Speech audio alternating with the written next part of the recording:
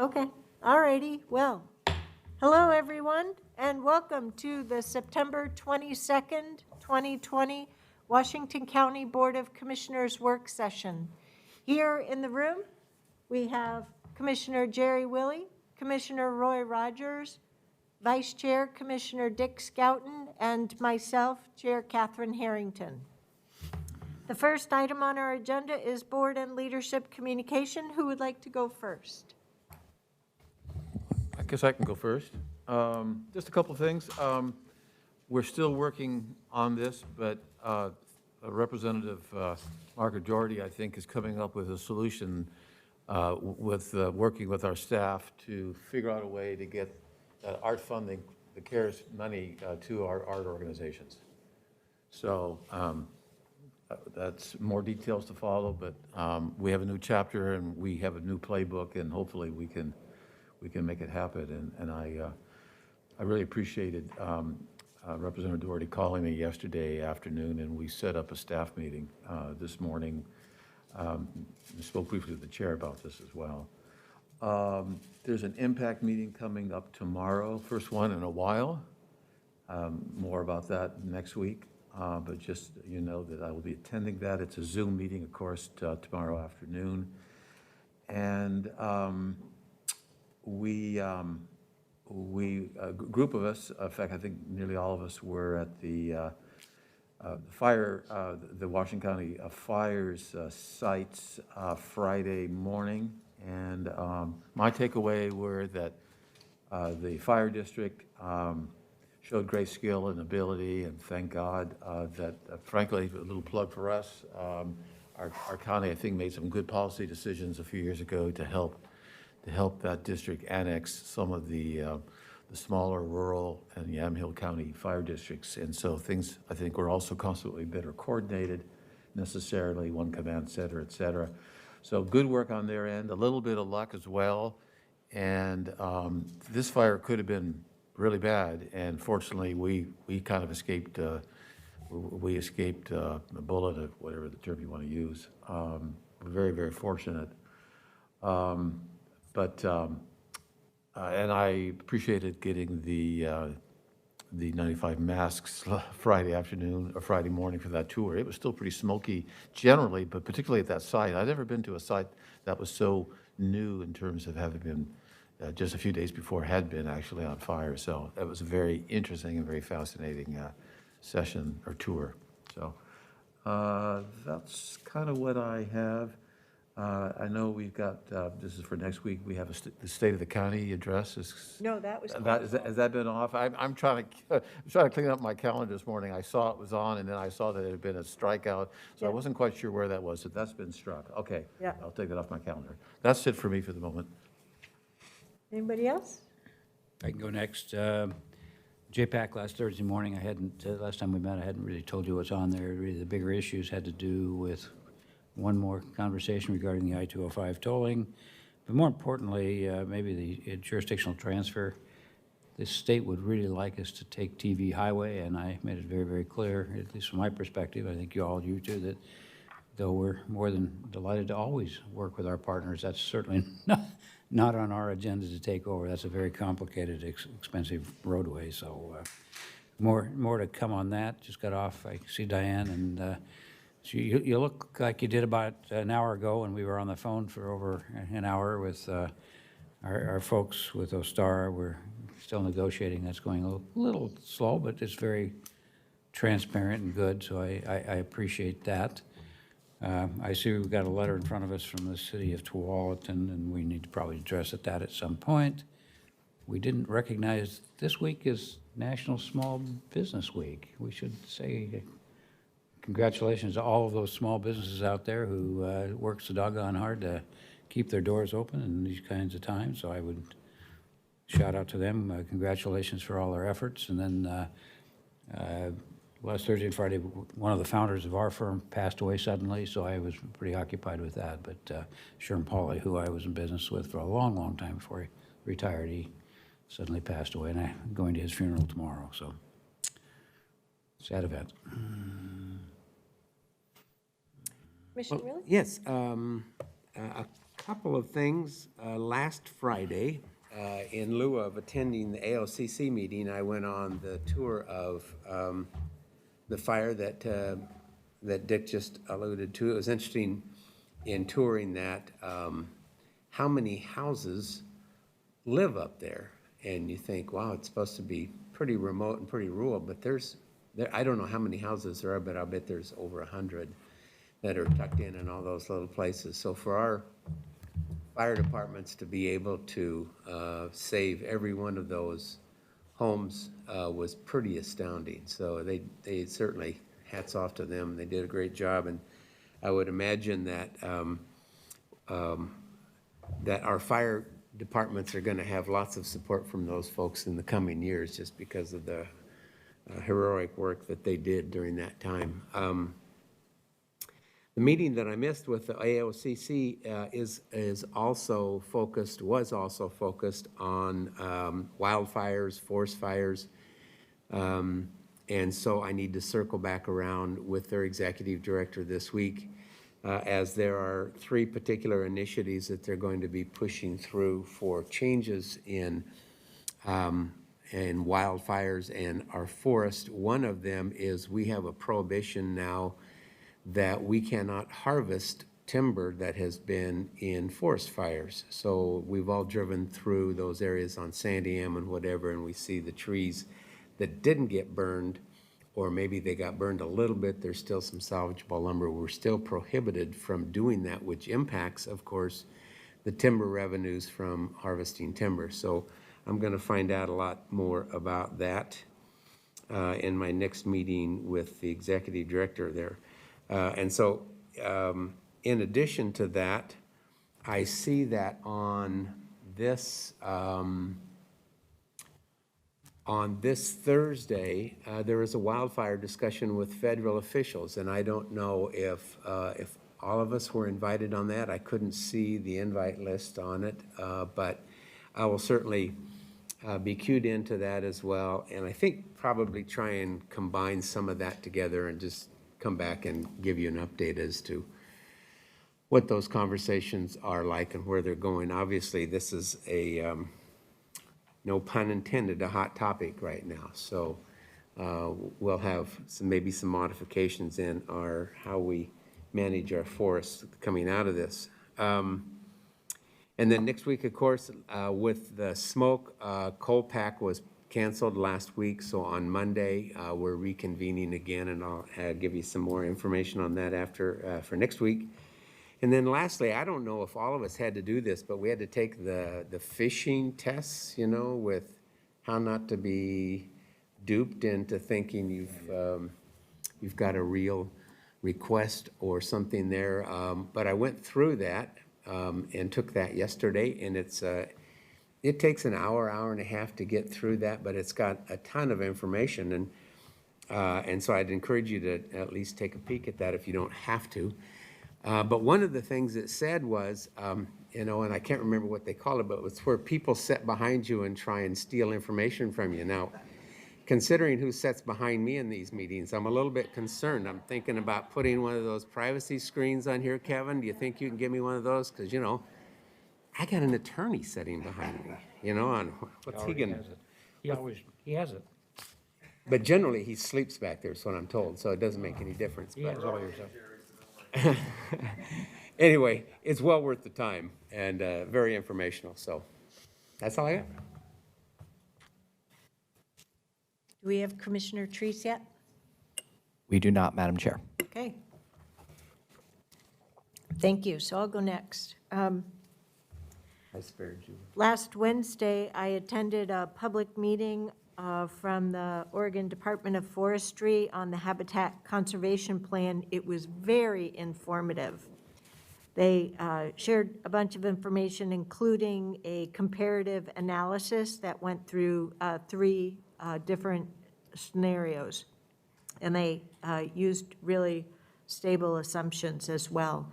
And with those results, timber revenue increases over the 70-year timeframe It has with the Habitat Conservation Plan, the most acreage available for harvest and the least constrained acres than the current scenario. And as we all heard in the presentation before us in our work session, it provides for that predictability, certainty over the 75 years, and reduces the harvest risk and the timber market vulnerability. So as we know, the next steps are the October meeting of the Oregon Board of Forestry to adopt a draft, and then if they adopt it, then it would go through the federal NEPA process. I'm really glad I attended the meeting. It was reinforced a lot of good information, plus brought forward some new information, especially that comparative analysis.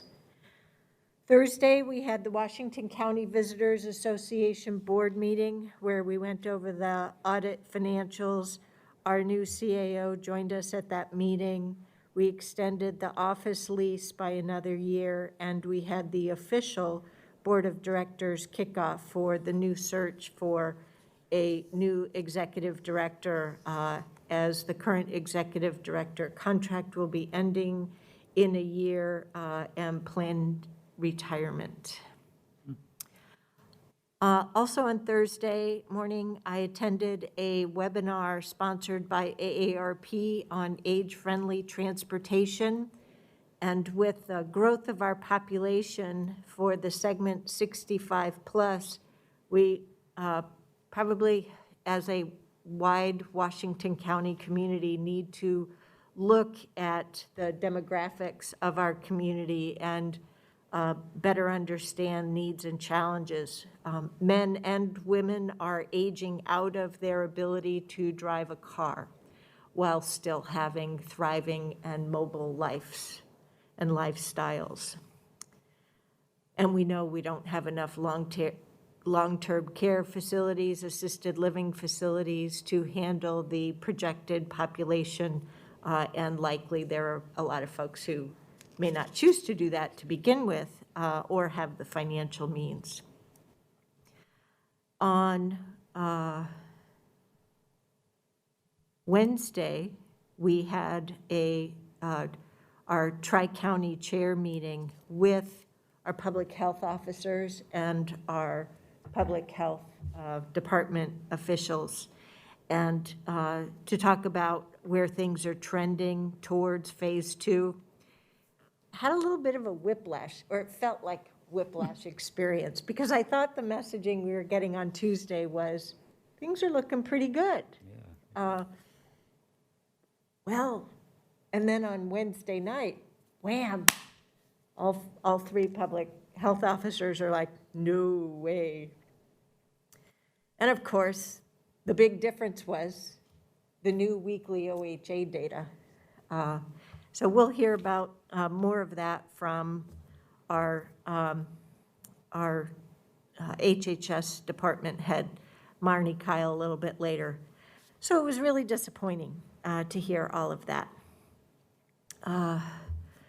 Along with Commissioners Scouten, Willie, and Treese, I went on the Chehalem Ridge Fire Tour. We were in your district through that whole area. That was really impressive to see. The combination of the low humidity, high temperatures, and high winds, and luckily the winds after days did die down, so that stopped the major progress. But Clackamas County is still living with the fires.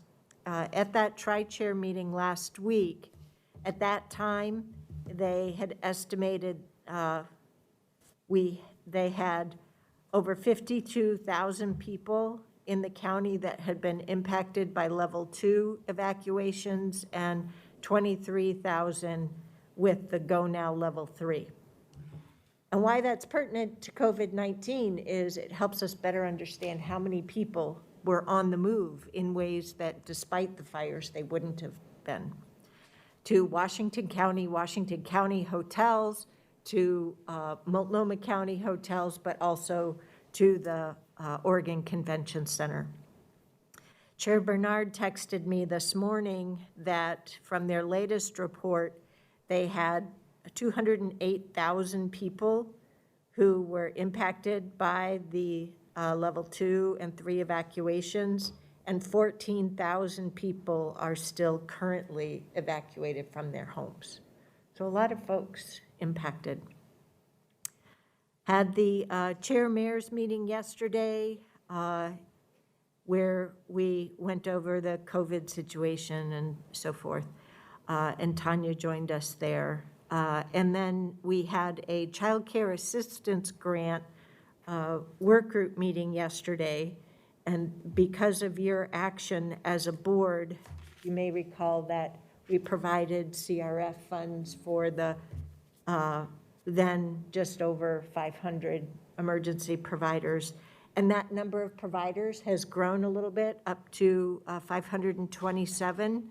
They've had the applications out for 3 weeks, and they have had thus far over 270 applications received.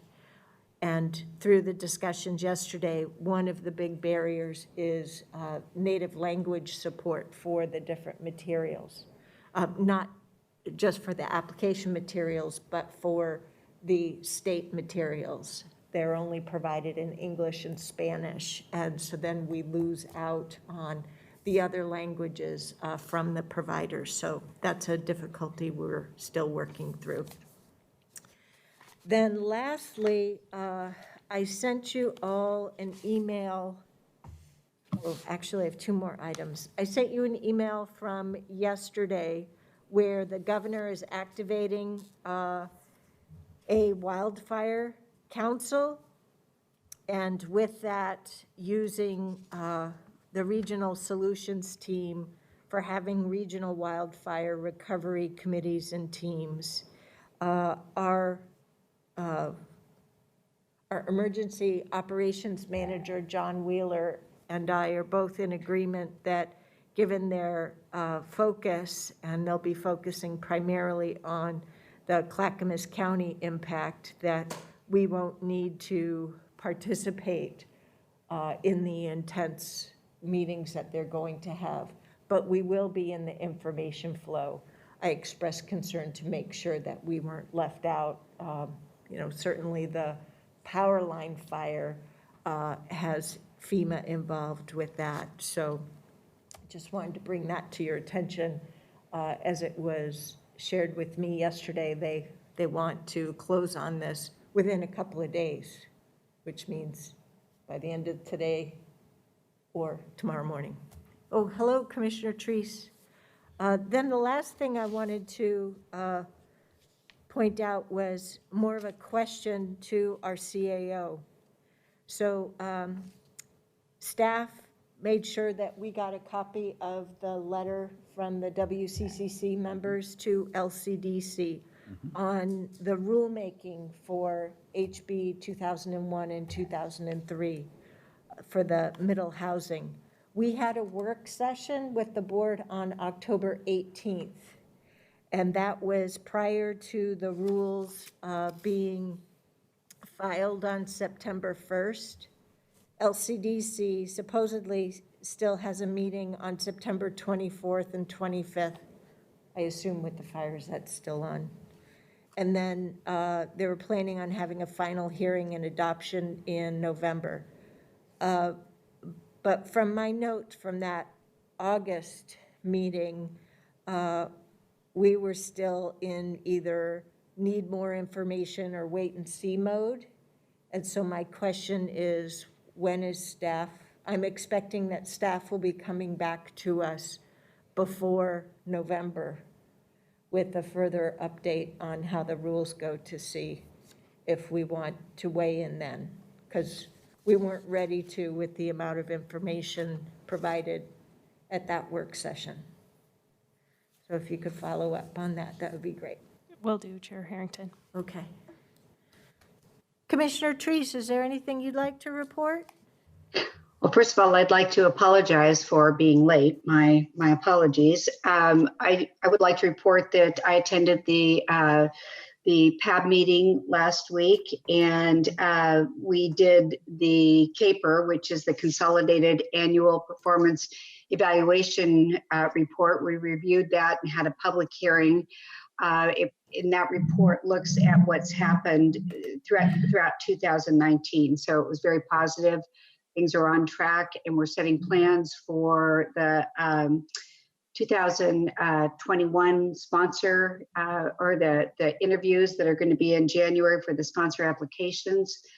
The other thing is that there was a new allocation of CDBG loan money through the CARES Act, and I can provide you with that spreadsheet if you're interested. Was that CDBG money or EBDG? Remember, they called it emergency, it came under HUD, but it had the letter E in front of it for emergency as part of the whole COVID pandemic stuff. I believe it's CDBG, but Cool. I can double check it. That's what it says on the documentation. Well, great. No, that's good. That's good, because then it means it's either another tranche of that funding or another Yes, it is. bucket of It is. funding. It is another tranche. So, and I can get you the spreadsheet for that. I can ask Alex to send it right now. He's texting me on the side here. No, we should be getting it as part of the CRF report out, so I have no urgent need to get it at Okay. all. I was just trying to Okay, make well, it was a sure good I'm meeting. keeping track of all of those buckets of things. Good. Yeah. So, and once again, my apologies for being late. No worries. Chair, can I circle back to the item you brought up regarding this group that's going to be meeting specifically to talk about Clackamas and those kinds of things? John Wheeler is going to be on that. Is that what I understand this email? And so we're kind of just in the information gathering, and we're going to kind of set on the sideline. John Wheeler is, as of yesterday, wasn't planning on attending regularly. They're really focused on trying to identify the gaps and needs that the state and federal government may assist with across all the wildfires across the whole state. And our wildfires are on the small scale compared to the fires that have hit in Lane County, Clackamas County, Marion County, Tillamook County, Deschutes County, and Jefferson County. So are we going to have, are they going to send us the agenda on these meetings and minutes of these meetings? I mean, I'd like to, with the amount of attention that I've gotten from the AOCC plus What's this federal AOCC? meeting, Association of Oregon and California Counties, it's all timber-related That's right. stuff. Yeah. But I'm sorry, I should have said that rather than using the acronym. Again, I just don't, I want us to make sure we have access to the conversation and the data that's being presented in this. I'm not real enthralled about making a weekly meeting for an hour and a half and adding that to my calendar for the next several months. But at the same time, I'd just like to make sure we are kept informed on that, as we do have some pretty significant forest lands. So we'll continue to get information from Rehana Ansuri from Regional Solutions, and we will continue to get the information through AOC as well. So we'll have a plethora of information. If you open up the document that was attached to those emails, you'll see the level of involvement from the heads across, the department heads across the state. Okay, thank you.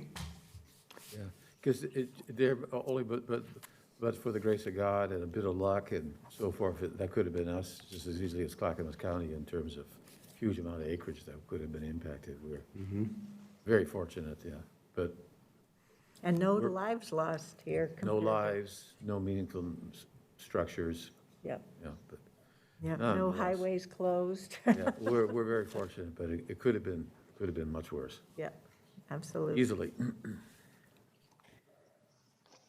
Okay, leadership communication. Ms. Angie. Thank you, Chair Harrington, Board of Commissioners. Just continuing on the fire thread, I have asked John Wheeler to set up a staff after-action debrief, and we will share that after-action debrief with the board.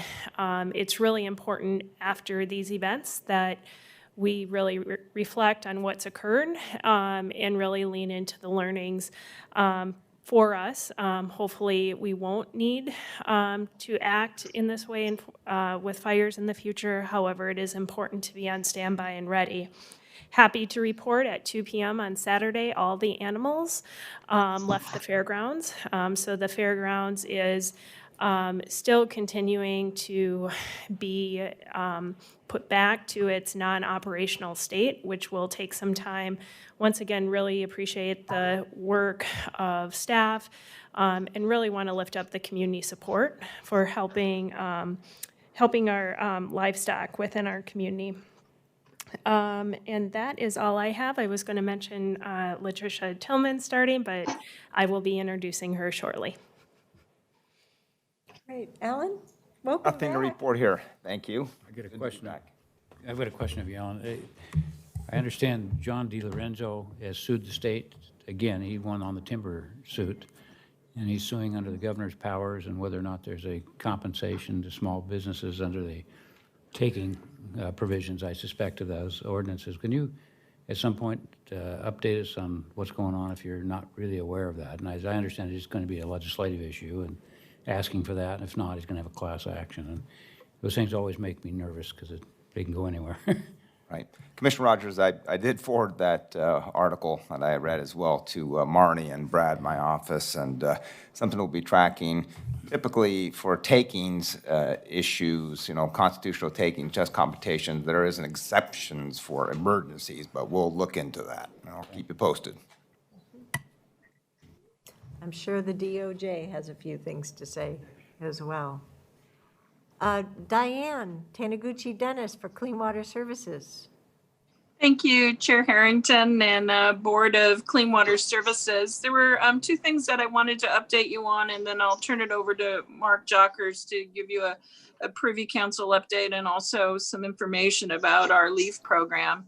So the first item is Clean Water Services escalated up well to deal with the hazardous air situation related to the fires, and we escalated back down to our new normal, which is the COVID operations. But it did stress test our heating, ventilation, and air conditioning system. So we will be taking a look at it. So under COVID, you open up the dampers to bring a lot more return air in, but yet under a fire, you need to shut down the dampers to keep the smoke out, and we don't have adequate turn down to deal with situations relating to smoke. So the team is going to be looking at that, and we'll be making some changes.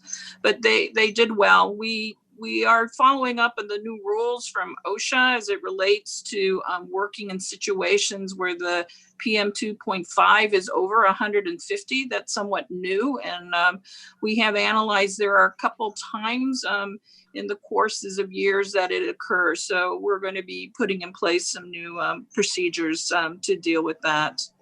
The second is an update on our COVID operations. I'm pleased to report we don't have any new COVID cases, so the team is doing well, both at home and in their personal lives and at work. So it is going very well. And then, as Roy reported on the Astera negotiations, we anticipate coming to the board in about 2 to 3 weeks to talk about where those negotiations are. So right now, I'll turn it over to Mark Jockers to update you on our Privy Council. Thank you, Diane. Chair, Board of Directors, I want to direct your attention to the Privy Council that I shared with you today. This is the result of the multi-year process that we've gone through in terms of repositioning our LEAF program. So the attached postcard will be going out to about 50,000 customers next week, announcing this new program. The rub on this program is, although we've expanded the leaf drop-off program from 4 times a year to 18, we have discontinued curbside pickup for about 10,000 customers. As you recall, the board directed our advisory commission to look at how to address equity issues, since that curbside program was only provided to about 14% of our customers, as well as sustainability issues in terms of the cost of the program. We're pleased with where we landed in terms of we think we're improving the level of service that we can provide the balance of our customers and providing some opportunities for those folks that are losing the curbside program. These people are predominantly in District 1 and in District 2. So if you hear anything about that from your constituents, you're certainly welcome to pass those folks along to us as well. Quick question related to your leaf drops. I assume that anyone within the Clean Water Services Service District, which is essentially the UGB area, if they go to any of these leaf drop sites, they won't be turned away just because they didn't get a postcard. Exactly. That will be, they can go there, and in fact, they could also go to one that's in Hillsborough or Beaverton or anything. We're not checking ID. We are partnering again with the Oregon Food Bank this year, too, as part of a food drive. For many, many years, we've done this, and people want to bring and pay money or bring something to our employees. So instead, we do it as part of a food drive in the fall. Okay, anything else, members? Are there any questions on today's formal agenda? Yes. Maybe we can get Stephen Roberts up and he can chat about the Tualatin comment from the mayor there.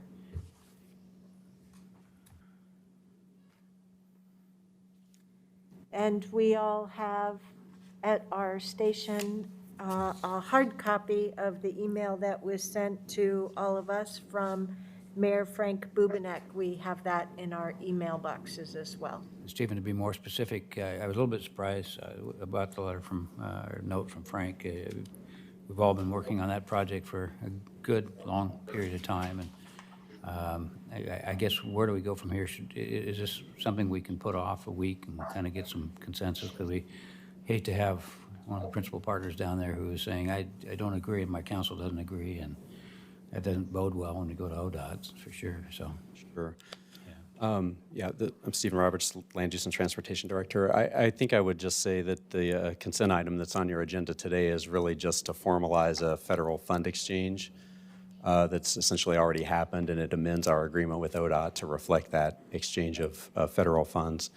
So the city had requested that we swap some federal dollars with them for a local, a street improvement project that they wanted to advance using local funds.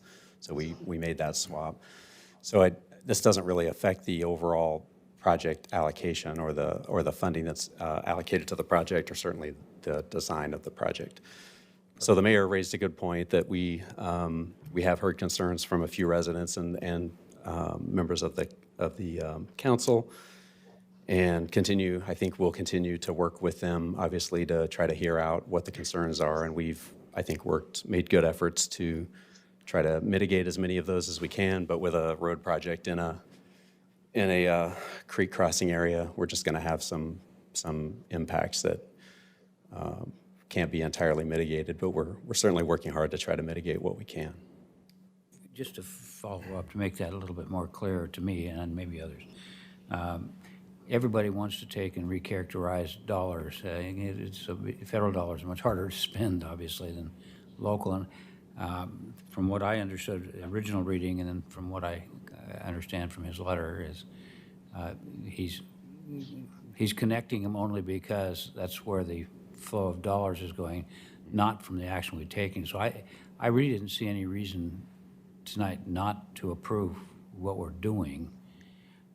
And am I correct with that? And then we will follow up with him and chat with him more about the other. But Yeah. In fact, I have a draft email just about ready to send in response. But I think it hits the points that we just talked about, that this doesn't really have an implication as far as moving the project forward. This is really paperwork catching up prior adjustments to the funding sources that we're using on the project. Thank you. Before you send that, I would just like to highlight something that he pointed out in his email.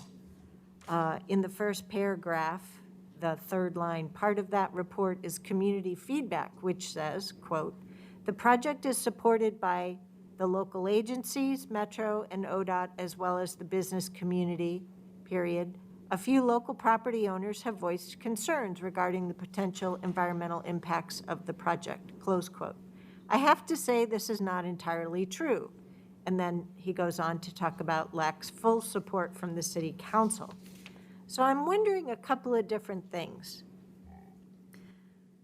The work that the staff report to the consent agenda already talks about is that there is continued work on this.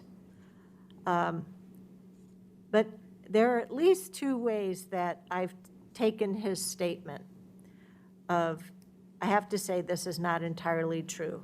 On one hand, he may be thinking that the part of the sentence, excuse me, that says the project is supported by the local agencies. I mean, politically supported, he's correct in saying, observing that politically it doesn't enjoy the full support of the city council. So and then I'm thinking, okay, well, we could just change the staff report as we take the action on the consent agenda to strike by the local agencies or something along those lines. But then I was thinking, well, but at a technical level, which is where this project has been doing this work, it is being supported technically by the local city staff. Correct. So, Yeah, and I would note too, we actually have a letter on file from the city supporting the project for purposes of our build grant application that we made earlier this year too. So I think there, you just again, didn't there's a Yeah. general sense of support for the project. I think what the mayor captured that we didn't address very specifically was the some specific concerns about the project. yes. Okay. Well, it was the statement of, I have to say this is not entirely true, made me a little uneasy. Because you weren't trying to overrepresent anything at all. Right. So, okay. Yeah. I just wanted to come back to that. Yeah, no, he raises a valid point. There are some nuances there. We were trying to There's do a certainly very succinct continued work overview. needed, yes. One other thing, just to make it perfectly clear, because for people watching it, it was my understanding that this was just not our request. This was a request by the city to make the funds that they were going to receive more flexible in their projects. And so by not approving it, we've kind of been at cross purposes with their staff and trying to make one of their projects work really well. So I agree with him that maybe additional work is, and I've heard from constituents out in that area as well, that they're concerned about maybe the final design work and where things are going. But in no way, and I'm just saying this and correct me if I'm wrong, in no way would our action tonight impede the continued discussion in regard to the siting, the design, and we're doing this at the bequest of our partners to make their project a little easier to construct. And is all of that correct? I mean, that's the way I always understood it. Yeah, that's correct. And really, like I said, the fund exchange has already occurred. This is now memorializing that action in our agreement with ODOT. So this is really catch-up paperwork, if you will. Thank you. Anything else? Nope. Anything else on tonight's formal agenda? Commissioner Treese, anything? All righty. We do have a bid award for item A under land use and transportation on the consent agenda. So that's that. All right. We'll now move on to the next topics on our agenda. We have the introduction of our Chief Equity and Inclusion Officer, Latricia Tillman. Latricia, feel free to come on up to the table, and we'll turn it over to our CAO, Tanya Angie. So I am very thrilled to introduce Latricia Tillman. Latricia comes to us after a 2-month extensive search process. coordinated by Wallen Associates. There were over 100 applicants, very strong pool of applicants and interest in this position. The interview process included community members, employees, and elected officials. So really want to express appreciation for the involvement and interest in this process. Trisha's past experience is deep and rich. She brings expertise with developing equity, diversity, and inclusion strategies in county, state government, healthcare, and small nonprofits. Recently, Trisha is coming to us from the state of Oregon, where she was the equity manager with Oregon Housing and Community Services. So I'd like to turn it over to Trisha to make a few comments. And we've had great conversation about just her interest in Washington County and this position. So maybe if you can speak to that. My pleasure. Good afternoon, Chair Harrington and Commissioners. My name, as Ms. Angie said, is LaTrisha Tillman, and I'm really proud and honored to be serving as your inaugural Chief Equity and Inclusion Officer.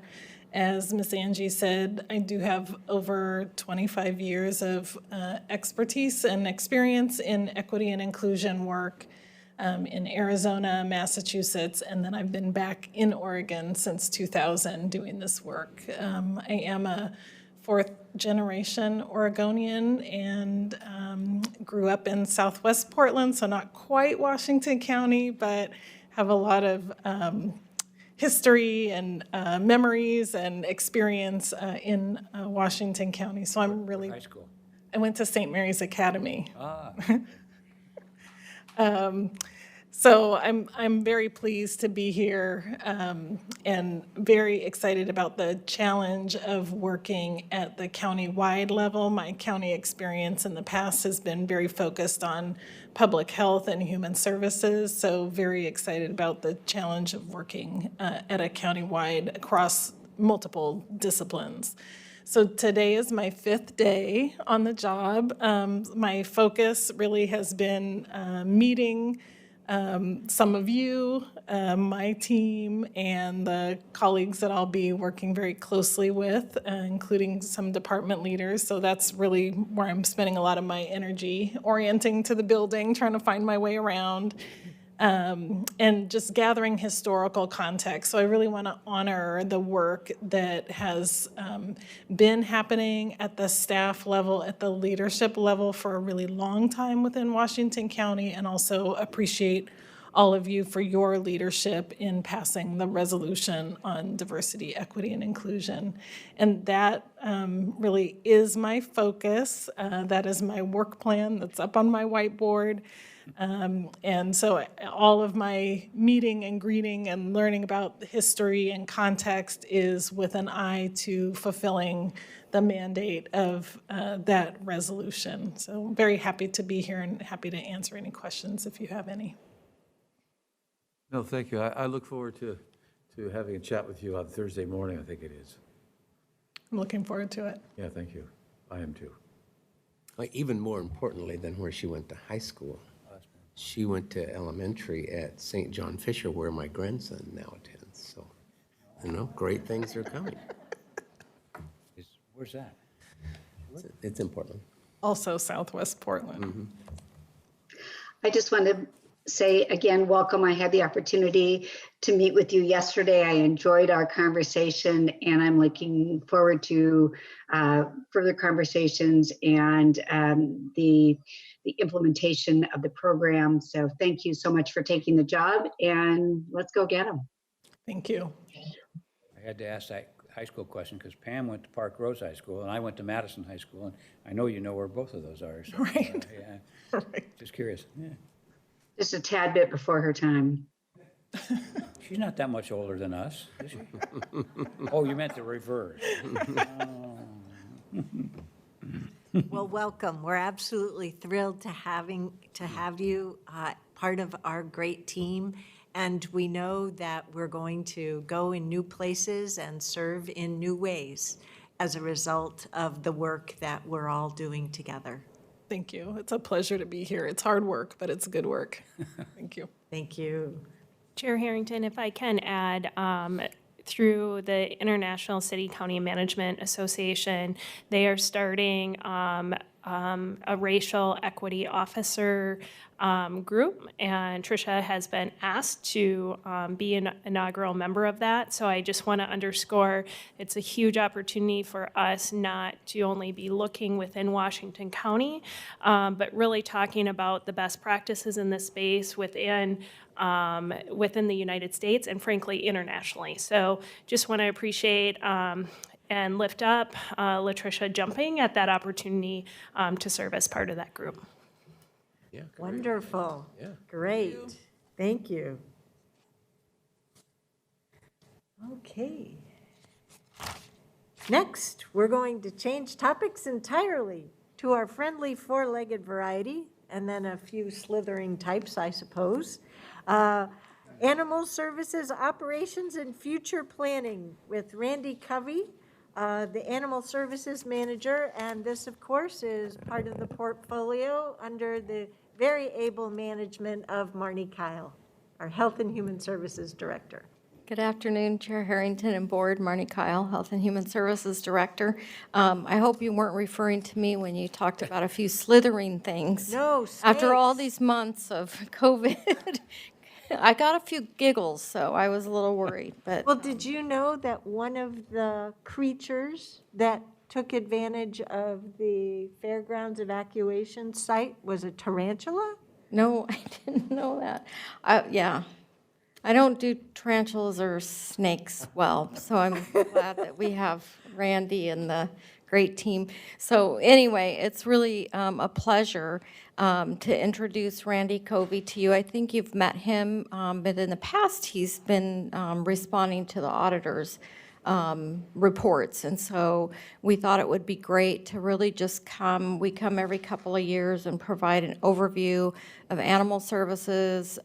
It's always really heartwarming to see the incredible work that they do, the unexpected work that they do, and because a lot of us have the old, you know, when we were in high school or grade school and made a visit to the local shelter and we left feeling really sad about the animals, and that's no longer the case. So we really like this opportunity to highlight the great work that they're doing, and I think he has staff that he'll acknowledge too as part of this. Because of COVID, I'm going to step back and hand it over to Randy. Thank you, Marnie. Yes, thank you, Marnie. And Chair Harrington, members of the Board of Commissioners, thank you so much for this opportunity to be here today. Marnie actually has kindly offered to share with you a token that I'd like to give out. I keep in my pocket at all times when I'm working or even when I'm off duty a dog license tag. And the reason I keep this on my person is it reminds me of the services that we provide, reminds me of my profession and my career, and it reminds me of the revenue that dog licenses generate that help us provide the services we provide. And I'd like to give each of you a dog license tag. I'm going to ask you to put it on your key ring or keep it by your desk or keep it somewhere, and just as a token of our appreciation for your support, and as a reminder that Animal Services is out there and working every day to serve the citizens of Washington County. I will caution you, though, it has been logged into our system as a gift to the commissioners, so please don't try to use it for your own dog as a valid dog license. Okay? Yeah. So if anybody finds me, they can call this number? Yeah. Yes, it does. Yes, it does also have the phone number on it. So if you have any questions about Animal Services, or if you get lost, certainly that can help you find your way home. I Yes. hadn't thought about this for a while, but our family had Max the Dachshund for like 17 years, and we enjoyed him, but a lot. I always felt that whenever, occasionally we had to take off all of his gear and he would get a bath or whatever, I always felt like he strutted just a little more proudly when he wore this medal. Nice. It was sort of like, I think he thought it was some kind of like a war medal or something, I don't know, but he definitely strutted and felt that more important. I'm sure that's this the on case. him, And Commissioner Scott, I'm glad you noticed that in your own pet. And I don't know how many of you have seen our PSA, but we have a PSA that we've had out on social media, and and on some TV ads that talks about dog licensing. And along those lines, the dog in that ad, actually the voiceover says that they're very proud to wear that tag. So I'm sure your dachshund also shared that sentiment. I would like to real briefly, if you don't mind, introduce the staff that we have here today. In her second day with Animal Services is Stacy Beckley. She's our Animal Behavior and Outreach Coordinator. Our Field Services Supervisor, Stacy Smackle, is here with us today. She supervises our team of 6 field officers. Carrie Johnson is our Volunteer Coordinator. And Dr. Lamb is way back in the back, appropriately social distancing. She's the head of our medical team and our veterinarian. I think watching online is also Mindy Peterson, who is our shelter supervisor. So great team. I'm very honored to be able to work with them. But today, this is a great opportunity to share with you some information about Animal Services. The last 10 to 12 years at Animal Services have been amazing. We've made some really good changes and improvements. Has not been without challenge, and I'm going to talk a little bit about that at the end. However, we are part of the Health and Human Services. I'm going to make sure, yes. And as you have seen, the tagline for Health and Human Services is caring for people, animals, and the environment. And caring for animals is everything from the picture on the left, which is disaster response, to the picture on the right, which is just supporting the community, providing education and helping them enjoy their pets and ensuring compatibility between pets and people in Washington County. We have a lot of appropriate equipment, vehicles. We have 6 field vehicles that our officers use to patrol, respond to calls, requests for service and assistance. We have a stock trailer that we were able to obtain through a UASI grant, actually through the Regional Disaster Preparedness Organization that helps us be able to respond to disasters. We had it on standby recently to help return livestock back to their homes after the recent fires, but Leah did a great job and coordinated everything through the sheriff's posse. So it didn't actually get used for that. We did, however, use it to transport some animal food that was shared with Clackamas County. So we did put it to use. We have several other types of vehicles, a variety, because as you know, Washington County has a variety of terrain. It's urban and rural, and so we have vehicles that are appropriate for whichever location we respond to. Bonnie Hayes Animal Shelter. As you know, Bonnie Hayes was a former county commissioner, and the shelter is named in her honor. It is primarily a facility for stray or seized animals. We do not generally house animals that people could no longer keep and bring to us. We have great resources in the community for those animals. We protect the homeless animals and try to get them back home appropriately. We provide a safe place for them to stay, and we also provide housing for animals that are seized as a result of abuse or neglect investigation, or that have created some dangerous concerns in the community, and we hold them pending appropriate resolution. So what happens to the animals that come to the shelter? I am so proud of Animal Services here in Washington County. We have a return to owner rate for dogs that is significantly higher than the national average. National average is significantly less than 50%. We're at 73%, most recent figures, of dogs that come into our shelter and get then returned back to their owners. And not only is it a high percentage, but it's quick. Dogs don't generally stay in our shelter more than a couple of days. Often they go home the same day. Our staff is excellent at using social media and using other resources that they have. Microchips is a big help in getting animals back home quickly. Cats is also amazing. Even though only 14% of cats go back to owners from the Bonnie Hayes Animal Shelter, that's 3 times the national average. Cats are notoriously hard to find their owners and get them back home, but our staff, again, does an excellent job. It's also a compliment to the residents of Washington County that they care a lot about their animals, and they go looking for them, and they know where to come to find them when they're lost. So that helps us get them home. So what if they're not claimed? Animals that are not claimed at Washington County are, oh, sorry. You need to tell them, yeah, there you go. Yeah. We had a conversation about that before this started, and I said, I would like to control the slides, and here I am not doing so. Thank you, Marnie. Okay, I'm looking at my own sheet here and not paying attention. That's right. So what if animals are not claimed? They are behavior assessed, they're medically assessed.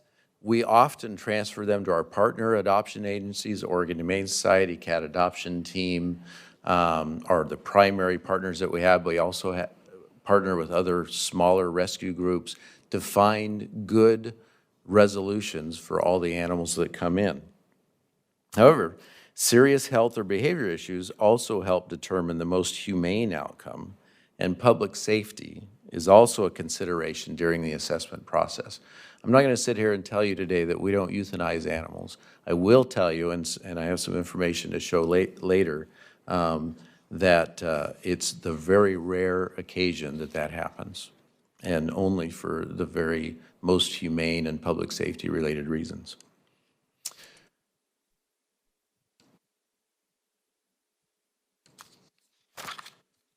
Now I am on medical services. Okay, I think I'm going to be back on track here. So our shelter veterinarian, who you met, Dr. Lamb, does more than just spay and neuter.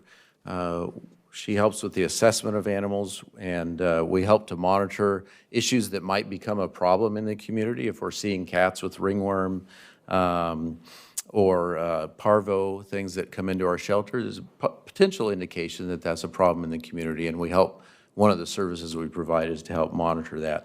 But primarily, we're helping unclaimed animals become good prospects for adoption. And that's part of the services that our medical team provides.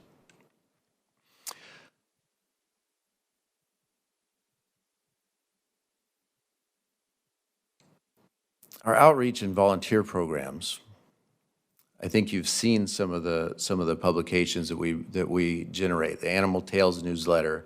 We have a website where we provide not only basic information about animal services, but we update it routinely, like for the fires and for the coronavirus, providing tips for people about animals related to these various emergency and concerning situations. Our outreach and volunteer programs and our staff do media appearances. We have school education programs we provide to the community. Although during the pandemic, we have severely restricted our volunteer opportunities. In normal times, we had a very robust and active volunteer program. Carrie Johnson, who you met here, is still staying in close contact with our volunteers and keeping them informed and looking for opportunities, ways that they can help us outside of the animal shelter. But these are things that our program helps provide in the community. Now, I promised to talk about some statistics related to animals. There has been a steady improvement in the shelter outcomes over the last 10 to 12 years. In 2008, we were 50% or less on positive live release rate. Now, a live release rate is a term that's used in the animal welfare industry to indicate positive outcomes for animals. I'm happy to report that our live release rate for dogs is at 93.7%.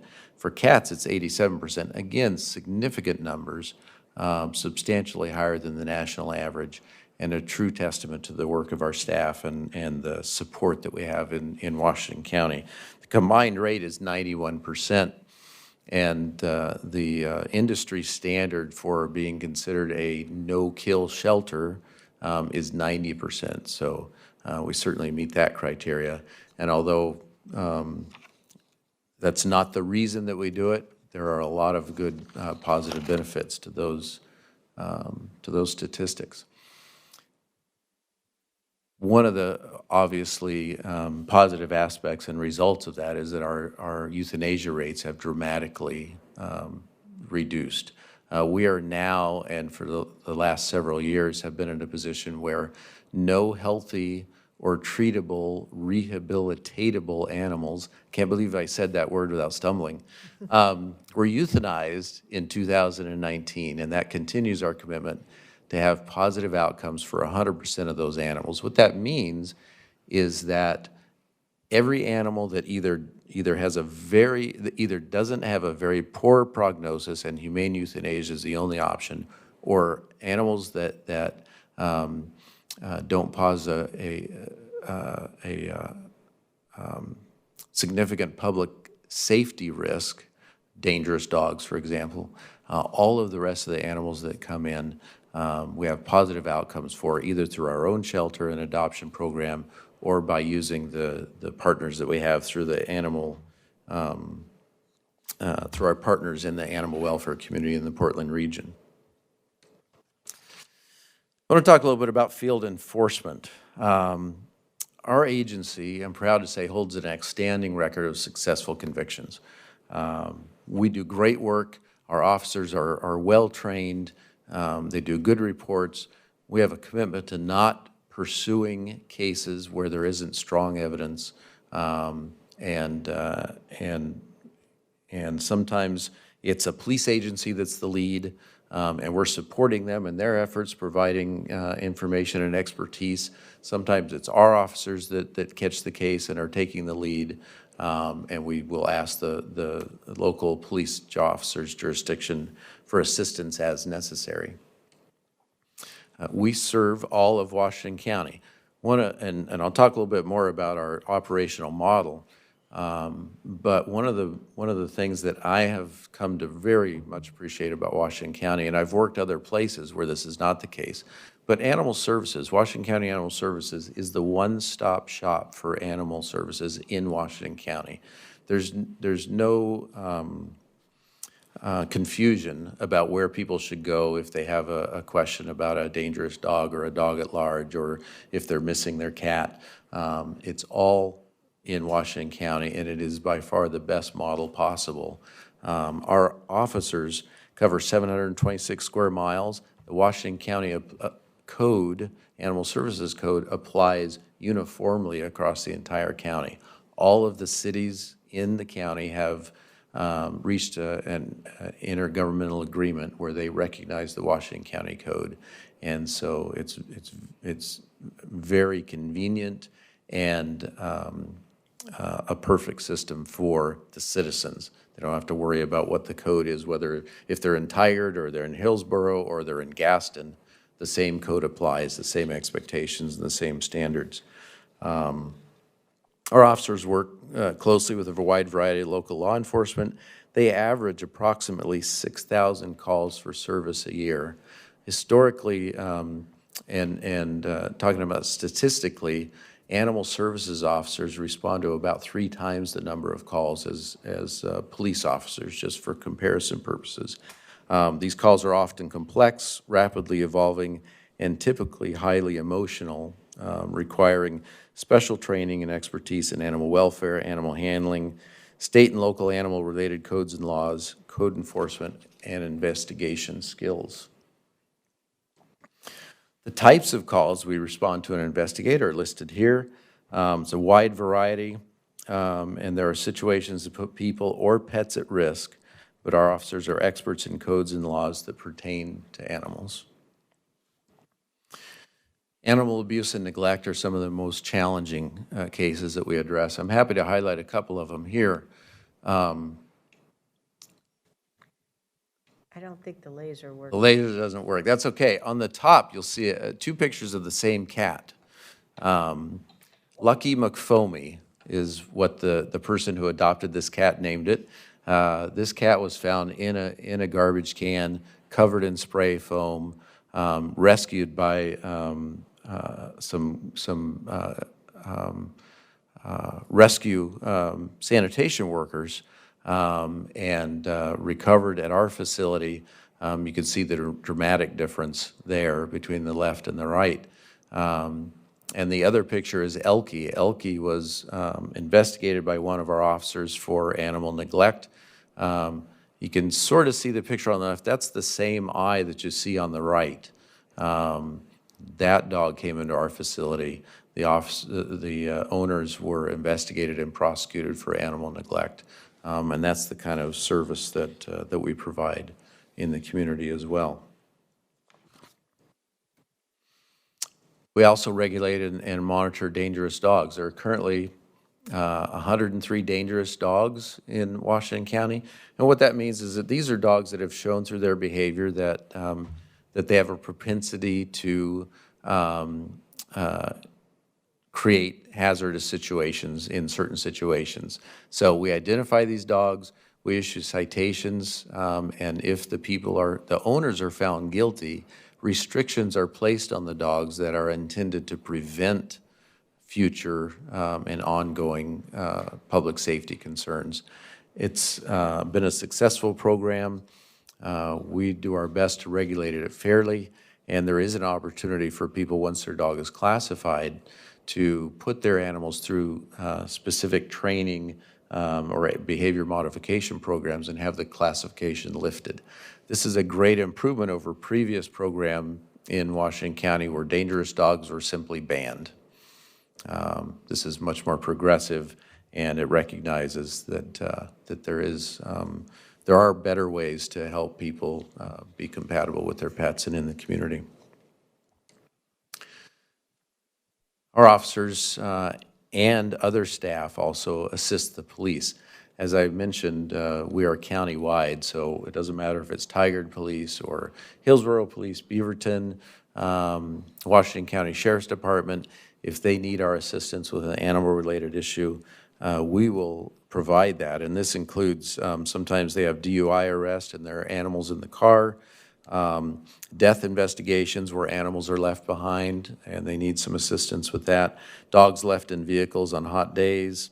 Our officers don't respond, but in code. In other words, they don't have lights and sirens. We follow all the normal driving restrictions and speed limits, so the police can respond more quickly, and then they'll call us for assistance for certain situations, and we're happy to respond. This particular photo on the left is an officer, one of our officers, Officer Bowie, actually. A cat unfortunately got stuck up underneath a car, and so she's out there in the pouring rain rescuing that cat from underneath this car. And that call came from both the car owner and the police department, who responded and asked for our assistance. All right, we're nearing the end of the presentation. Thank you so much for staying awake and staying with me. It's a lot of information. You've been very patient with me. I just want to talk a little bit about statistics and animal and population statistics. As you know, I think this is fairly accurate. There's about 600,000 residents in Washington County, and we know the county is growing. I think I remember seeing about 7% growth, population growth.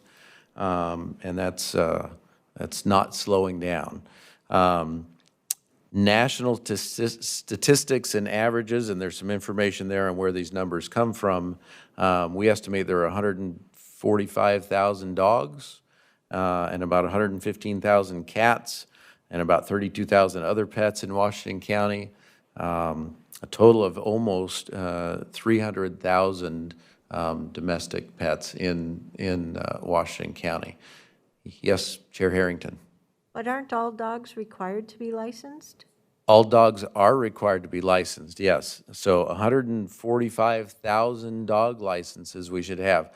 I will tell you, we're not there, but I was actually surprised to see that we again are higher than the national average in our dog license compliance rate. Last time I checked, we were about 109,000 dog licenses. So what is that, about, if my math is right, about 2/3?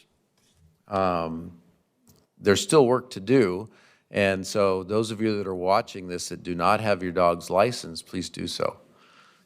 It will help support our services, and it's also required by the county code, as Chair Harrington points out. Thank you. I want to talk a little bit about highlights from the audit report. Marnie mentioned that we have been working with the county auditor for about 3 years now.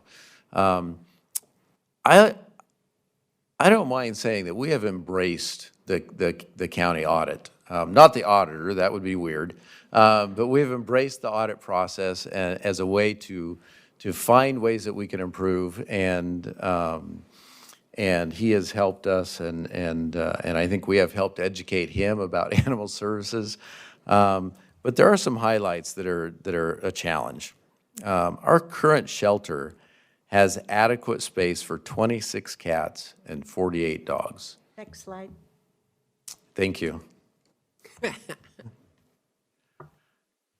You're on it now. Yeah, thank you. Yeah, I'm not going to get an A on this report, but There you are. It's I'll try next time. So when you look at the statistics and the number of animals that are in the county, and you look at this number, that's not right. There's not enough space for us to do all the things that we could do. Now, we do a great job. Our staff does a great job, and we return animals as quickly as possible. We actually have space for more animals than that, but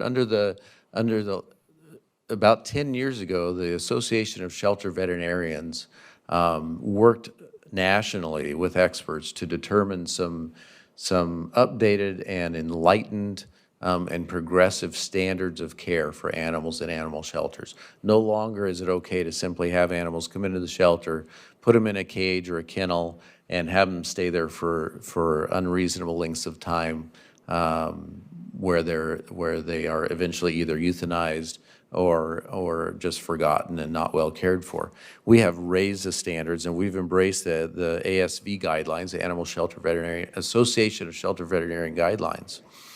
The auditor has also pointed out that those are guidelines that we must comply with, and because they are the standard that's been established. The limitations of our facility prevent us from providing and meeting all of those standards, especially when it comes to holding animals for longer periods of time.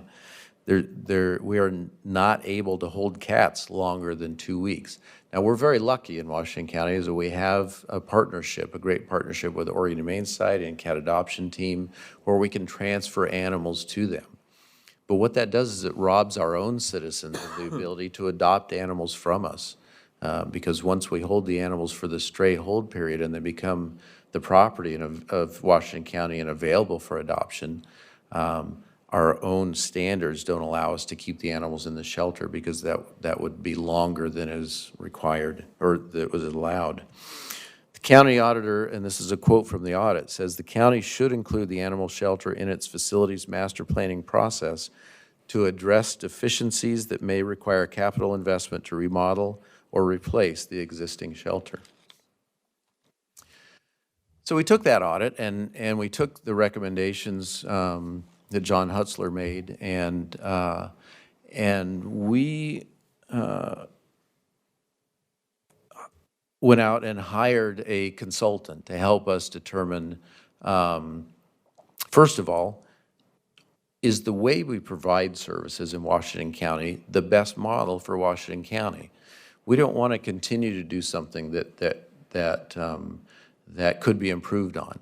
And so that was one of the questions that we asked. We also asked if we're not providing the best model, what is the recommendation to make changes? And then we asked, what are some funding options or possibilities that other shelters across the country have used to replace their existing shelter? And so this is just a quick summary of the consultant's report. First, they came back with a recommendation to continue Animal Services' current operational model. You have, I believe, a copy of the consultant's report. So that was very encouraging to us, and it underscores the fact that for Washington County, the way we provide the service, having the code that applies countywide, having the intergovernmental agreements with all the cities, and just the totality of the operations that we provide is the best model for Washington County.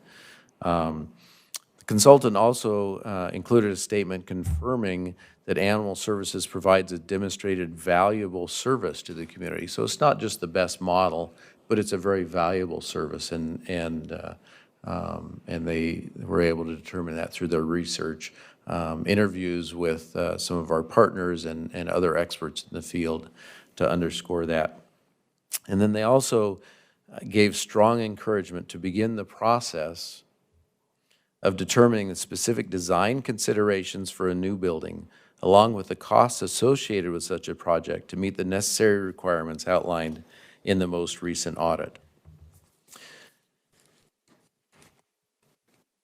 We're not here today to ask for money, just so you know.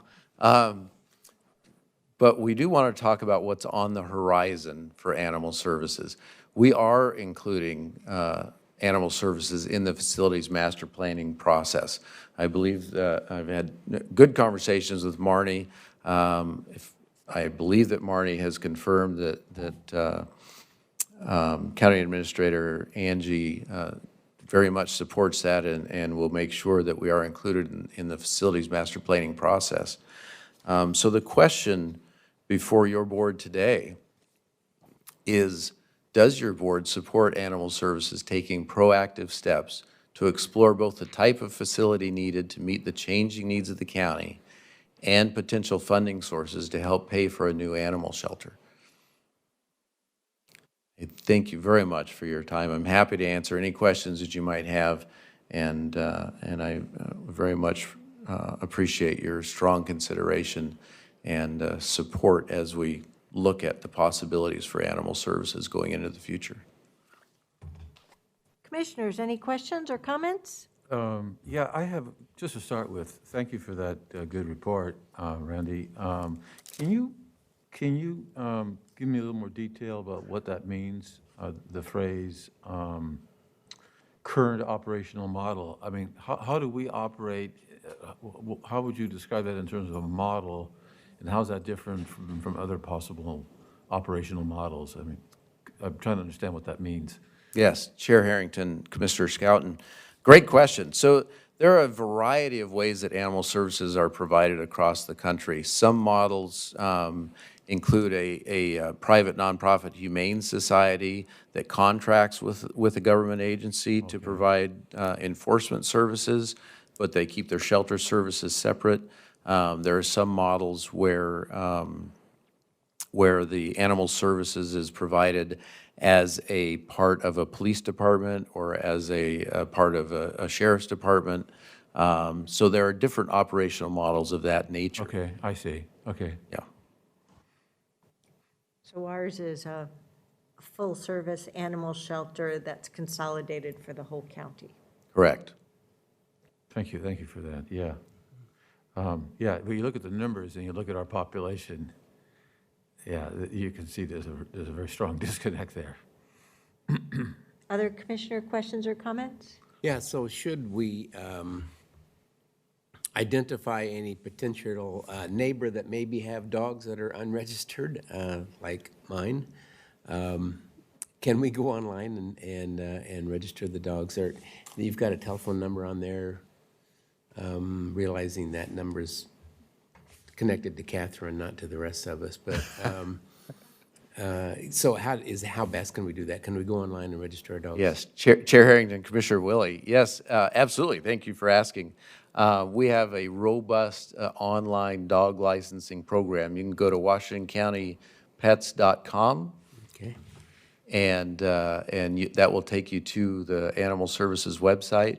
And I believe there's a big tab there that says dog licensing or something of that nature. I don't have it in front of me, but we have done our best effort to make it very easy for people to go online and license their pets. So thank you for asking that. Yes. One comment, one question. Seems like only yesterday I was standing about right over there and had the honor of reading that proclamation to Bonnie. We named the shelter that night, and she was thrilled. Boy, the years go by. But you didn't, at least I didn't hear you in your presentation mention wild animals, and you may want to take, well, you got TV coverage, and comment that you're not set up to take birds and squirrels and deer and all that sort of thing, and where would be the appropriate place to send them if people just happen to find them in their yards with all the smoke. Yes, Chair Harrington, Commissioner Rogers, thank you for that clarification. That is a great opportunity to clarify that Washington County Animal Services, we regulate dogs. Our Animal Services Code only regulates dogs. We enforce the animal welfare codes of Washington County, which includes all animals. So if it's abuse or neglect, Animal Services, you can call and we can investigate that. But when it comes to wild animals, coyotes, skunks, raccoons, squirrels, things of that nature, those are not things that Animal Services has the resources or the expertise to address. And we generally would refer you to Fish and Wildlife, Fish and Game, those other generally state agencies that do regulate wildlife in the state of Oregon. Thank you, Commissioner Rogers. Or in my case, when I had squirrels eating a portion of my house, a service like Critter Control or something like that. So, Commissioner Treese, any questions or comments? Yes. Why is it that we do not license cats? And thank you for your excellent presentation, Randy. I enjoyed the entire thing. Chair Harrington, Commissioner Treese, thank you. Thank you for the compliment, and thank you for your patience in listening to me go through that. I would love to turn the cat question over to Marnie, but she probably would not appreciate that. So I would just say that we have long discussed the possibility of regulating cats. The challenge, and it's actually interesting that you bring this up, because I just got an email this very morning from somebody who was asking, how do we propose a change to the code that would include regulating cats? So I was going to ask if that was from you, but I won't. The challenge is that in order to regulate cats, it would take a significant change in both the resources being provided to Animal Services currently to be able to implement an additional pretty significant program services. But what we have heard in the past is that by and large, the community does not support regulation of cats. Although we're working hard to change the mentality around that, and we certainly provide a lot of education and information to people that encourages them to keep their cats indoors. It's the safest place for them to be. I don't think we're quite there yet. But does Chair Harrington. licensing of dogs come from roots of human health and public safety with diseases like rabies? Chair Harrington, yes, the licensing of dogs is actually directly related to rabies control. It was a way of determining, improving, and regulating rabies vaccinations for dogs. So it clearly was a public safety and public health issue that first initiated that. Do we have any such diseases with cats? Well, cats certainly are subject to rabies, and No, but I mean the cat-human interface, like a dog-human interface with rabies. I guess the thinking, as I understand it, behind that is that cats are less likely to come into contact with humans and be less of a public safety or public health threat. Doesn't mean that it can't happen, but dogs generally, when they contracted rabies, when rabies was more prevalent, would be more likely to have interaction with humans and cause a much bigger risk. There is a risk of rabies in cats, and especially since the primary carrier of rabies in the state of Oregon is bats. Cats and bats often are In contact. at odds with each other. but cats are generally not inclined to go seek out humans when they get sick. Commissioner Treese, But did that help cats- answer your question? It did. My understanding is that cats are licensed in Multnomah County. Is that correct? Chair Harrington and Commissioner Treese, yes, that is in fact true that cats are licensed in Multnomah County, but they also have a complete cat regulation program that includes not just licensing, but they have codes related to keeping cats on your own property, not allowing them to wander, and so they have a fully implemented program. So I was while- just curious. Yeah, no, I would be interested in exploring that, but that would, I would suggest that would require a significant commitment from the commissioners to financially support a pretty significant increase in the budget of animal services. I think the other That thing isn't my proposal. Okay.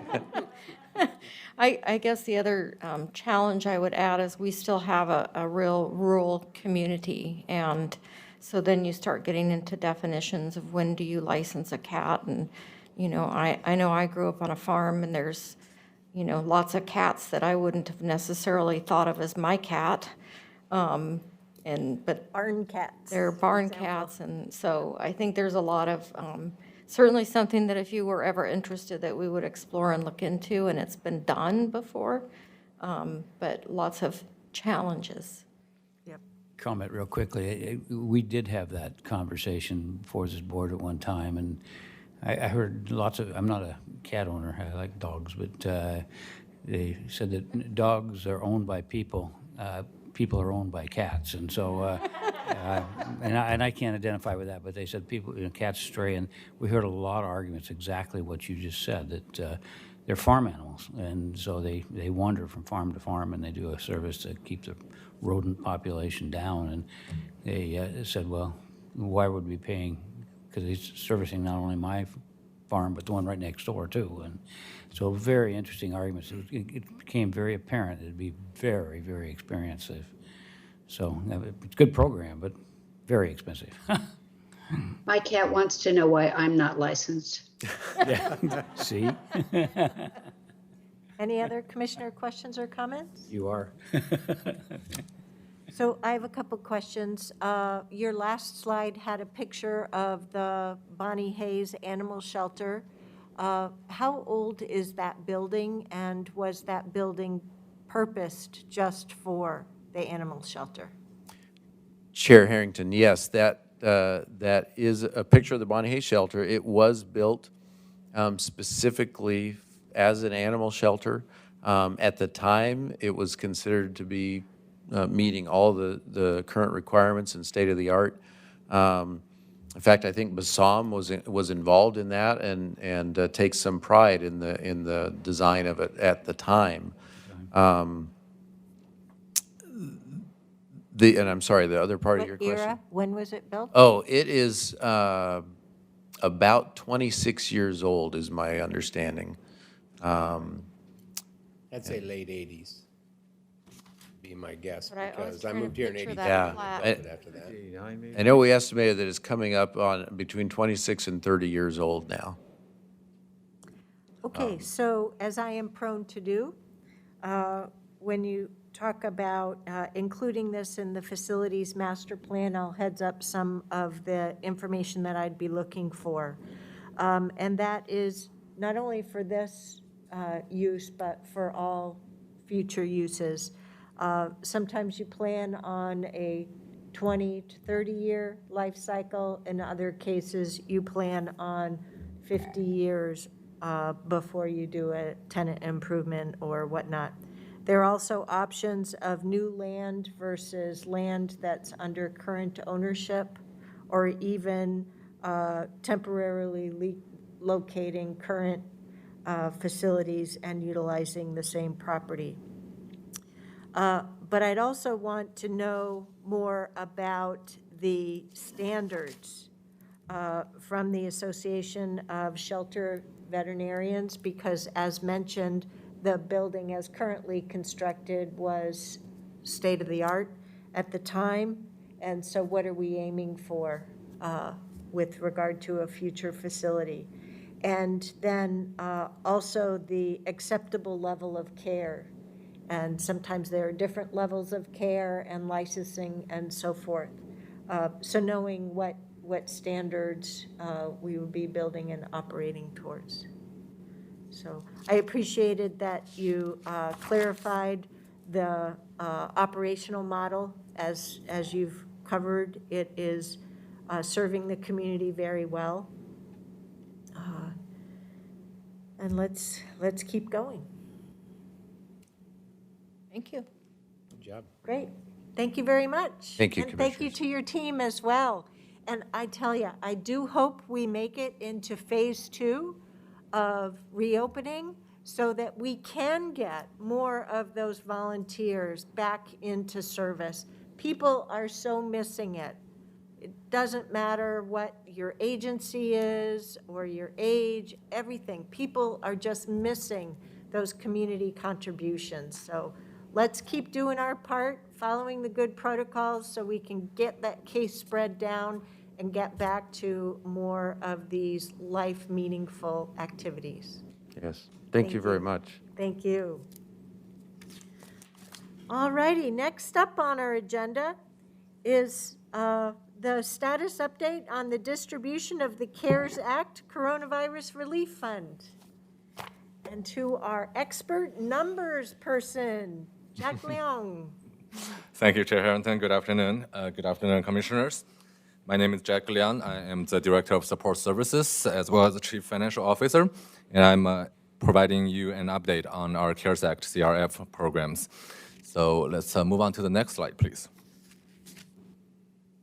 All right, as you are aware that we started this CARES Act grants and programs with 4 principles: protect public health, stabilize local economy, support community-based organizations, mental health and community psyche, along with some contingency dollars.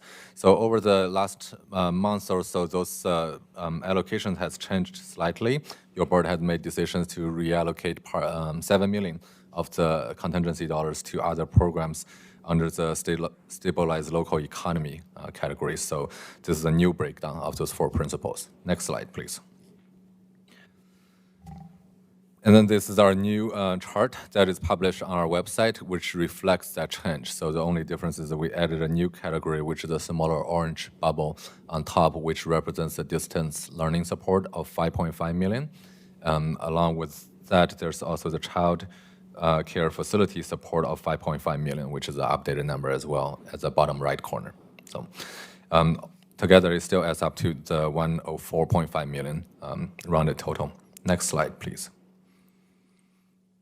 So this chart represents overall of our spend rate on the overall CARES Act program. And you can see that bottom right, the total disbursement to date, well, I shouldn't say to date, it's as of August 31st, 2020. It's a little over $30 million of the $104 million. And you can see that the distribution among each programs differs a little bit. And we are going to go into each one of the program's details in the following slides. So together we are spending $30.8 million. I want to say that there is some time lag when it comes to our spend rate. The time lag comes in 2 ways. The one way is our reporting time lag. So this is as of our system record by the end of August. So there is actually more activity that's happening as we speak right now. The other time lag is our invoicing time lag, which is the amount of time it takes for our community partners, our partnering organizations to do the work to the time where the invoice is for us to get it into our system. So next slide, please. So starting with the Protect Public Health portion, the total allocation of that is $54 million for the internal county work, and that's the county's COVID-19 responses. As of August 31st, 2020, we have spent $10.8 million of that, and again, that is system numbers. And all programs are implemented and operating. Some services by contractors and CBOs have not been billed yet, and that is something that we're working with our contractors and CBOs actively to make sure that we continue to get billed on time. That's part of the part of the issues of for us being the public sector and have a really good credit rating with our vendors, oftentimes they don't feel worried of getting paid, and then when they're busy, they don't bill us on time. So next slide, please. So this is a quick chart illustrating how we spent that $10.8 million. You can see that our top runner in there is still the category of COVID-19 leave, which is what we provided to folks following the public health precaution. And then the other categories includes the EOC, the contact tracing, respite center, other public health expenses. Those are actually our combined, very focused public health response. And then we have our telecommuting support, which sits at a little bit below $500,000, and then other COVID-19 related expenses, that's for the rest of the county, which is around $670,000. So that's how that $10.8 million break down.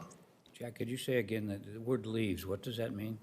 The leaves are for our folks that's either, if you recall, when the COVID-19 first came in to become the emergency and we recognized the pandemic, we actually provided employees time to stay home if they're in close contact with a COVID case, if they belong to the high-risk categories. So there are actually employee times where we provided to them. And that's following in line with the federal's leave policy, that's the federal leaves legislations that's actually put in place for folks. Just to follow up, when I was looking at that, I always thought that was paid out of our general fund, but that's not true. It's paid out of the CARES Act money. And that will sustain any sort of audit, because you say that that's part of the regulations, that we can spend CARES money instead of our own general fund money. Absolutely, and that has been clarified through multiple iterations with Treasury's 10 versions of FAQ to illustrate basically this is a portion where we are complying with the public health precaution. This is complying with the stay home, save lives order, where we're letting everyone that's high risk, that's has high exposure or has been exposed to close contacts to stay home to preserve public health reasons. And that qualifies as a CRF reimbursement.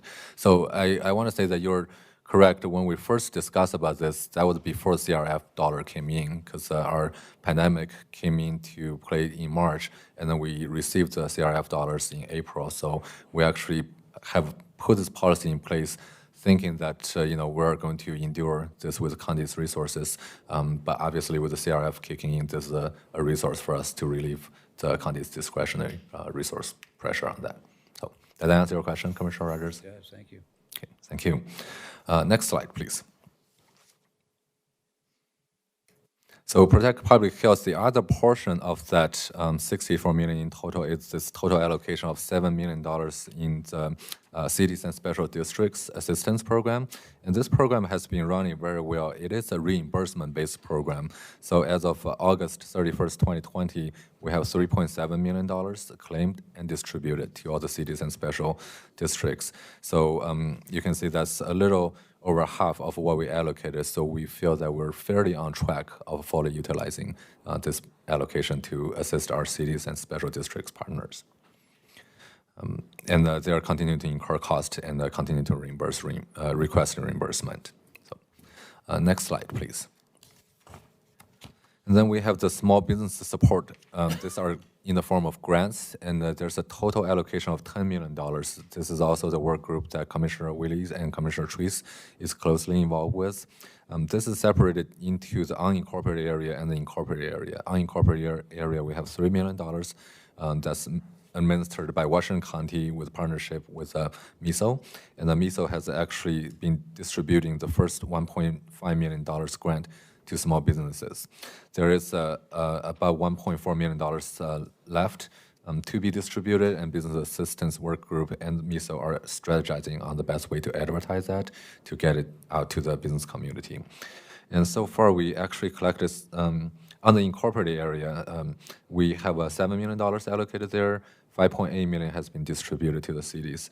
We had collected some information from the cities on the program impact, and different cities has moved at different speed on getting participations and dollar amounts out. The larger cities are in the millions, smaller cities are in the thousands.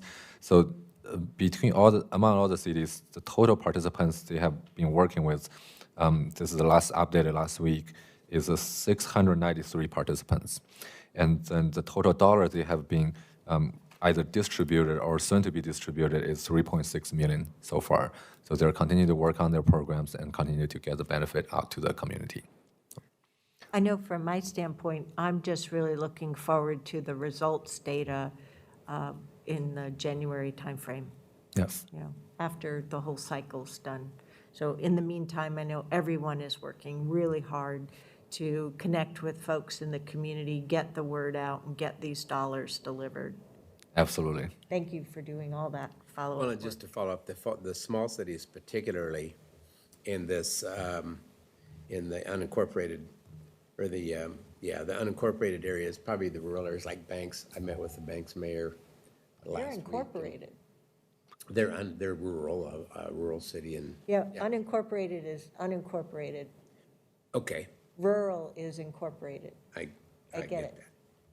that. At any rate, Banks was very appreciative. They were able to distribute their money out and make good use of it, and certainly send a good, strong message to their businesses in the city of Banks. So it's good to see those. Gaston, same thing, North Plains, and so, yeah, small cities really needed the help, and it was fun to be able to provide that. Good. Yes. Next slide, please. So the next portion of the stabilized local economy is the economic recovery program, and the total allocation for that is $5 million, with 500,000 committed to the business recovery programs. And last time we checked, as of August 31st, 227,789 has been expended from the business recovery programs in that program. And then of the $5 million, $2.5 million is committed to the SBEA reimbursement to cities, and the $2.3 million has been dispersed to the cities, and the rest are in progress from the county's perspective. $2 million in the special programs are currently in progress. Workforce training has an allocation of $1.5 million committed. 2 of the 5 contracts are executed and payments are in progress. So last time we checked, we have PCC that have their program is expected to start in late September. And then we also have the Northwest Regional Education Service District also have a program that's ready to start in September. So a lot of those work are close of finishing planning and then about ready to be executed. So, and then there's also 500,000 contingency remaining in that portion, in this $5 million portion. I know that the business assistance work group are working on that. Next slide, please. And then we move on to the Stable Housing and Utility Assistance Program. This is the one that got a $6 million total allocation of stable housing assistance, and then also $3 million for utility assistance, which was originally part of the Protect Public Health portion, but we see some synergy and efficiencies to combine those 2 programs to work with community actions. So it's actually community action working with our Office of Community Development on this program. So no expenditure has been made from us to community action yet, but we know that they're working on the program on their end. They just haven't billed us for the expenditure yet. Last we've heard from them is that on the rental assistance side, they have close to 1,500 applicants with $4.1 million ready to go out. And then on the utility assistance side, they have 11 applicants with $4,000 ready to be dispersed. So. Is there some reason that we know that we're comfortable with respect to these delays in billings, community action? I have to, I'm not sure what you mean by comfortableness. I feel. Well, I mean, for example, I know that the state legislature isn't very comfortable with the lack of billing that's coming out of the Department of Forestry with respect to expenses they've incurred in the past for fighting fires. It took like a long time, and it's still taking a long time, and there were computer issues, administrative problems. Right. I'm not suggesting any of that's true in the cases, but I'm just a little concerned why we haven't been receiving billings to date from them. Yeah, I want to say the majority of the reason, and most of the cases, is because these programs are still fairly new. We have some of the program that's just in the application stage, some of the program that's just about wrapping up application. So they haven't had it's a normal accounting delay where they are taking time to wrap up their costs and then bill us for it. There are situations where it's the lack of resources, maybe just challenged by resources, I should say, from our CBOs, that while they have a ramped up program folks to do the programs, but in the back office of your accounting folks may not necessarily have the resources to react to this. And we're feeling this ourselves as well, right? So I can't say that we're comfortable with it. Actually, at a later slide, I do have a little impact on that for our reporting perspective. So, but we are definitely taking proactive approaches with our staff connecting with their finance staff to ensure that we try to streamline that process as much as possible. And if I could respond on Community Action's part, I'm on the Finance Committee for Community Action, and June 30th is, of course, their year end. So they are trying to wrap up their year end. They also have a specific targeted date to meet with their auditors that they have to comply with, and they have a number of federal programs that are very complex. So I think probably what we're seeing is they're pretty focused on their June 30 year end, and then as soon as they get past that hurdle, they'll catch up quickly in coming back around to us and getting caught up in the billings. Okay, I mean, I know I was on the board for quite a long time, and they have a lot of different streams of money that come in, lots of strings, lots of things they have to do to justify expenditures, keep tracking of them.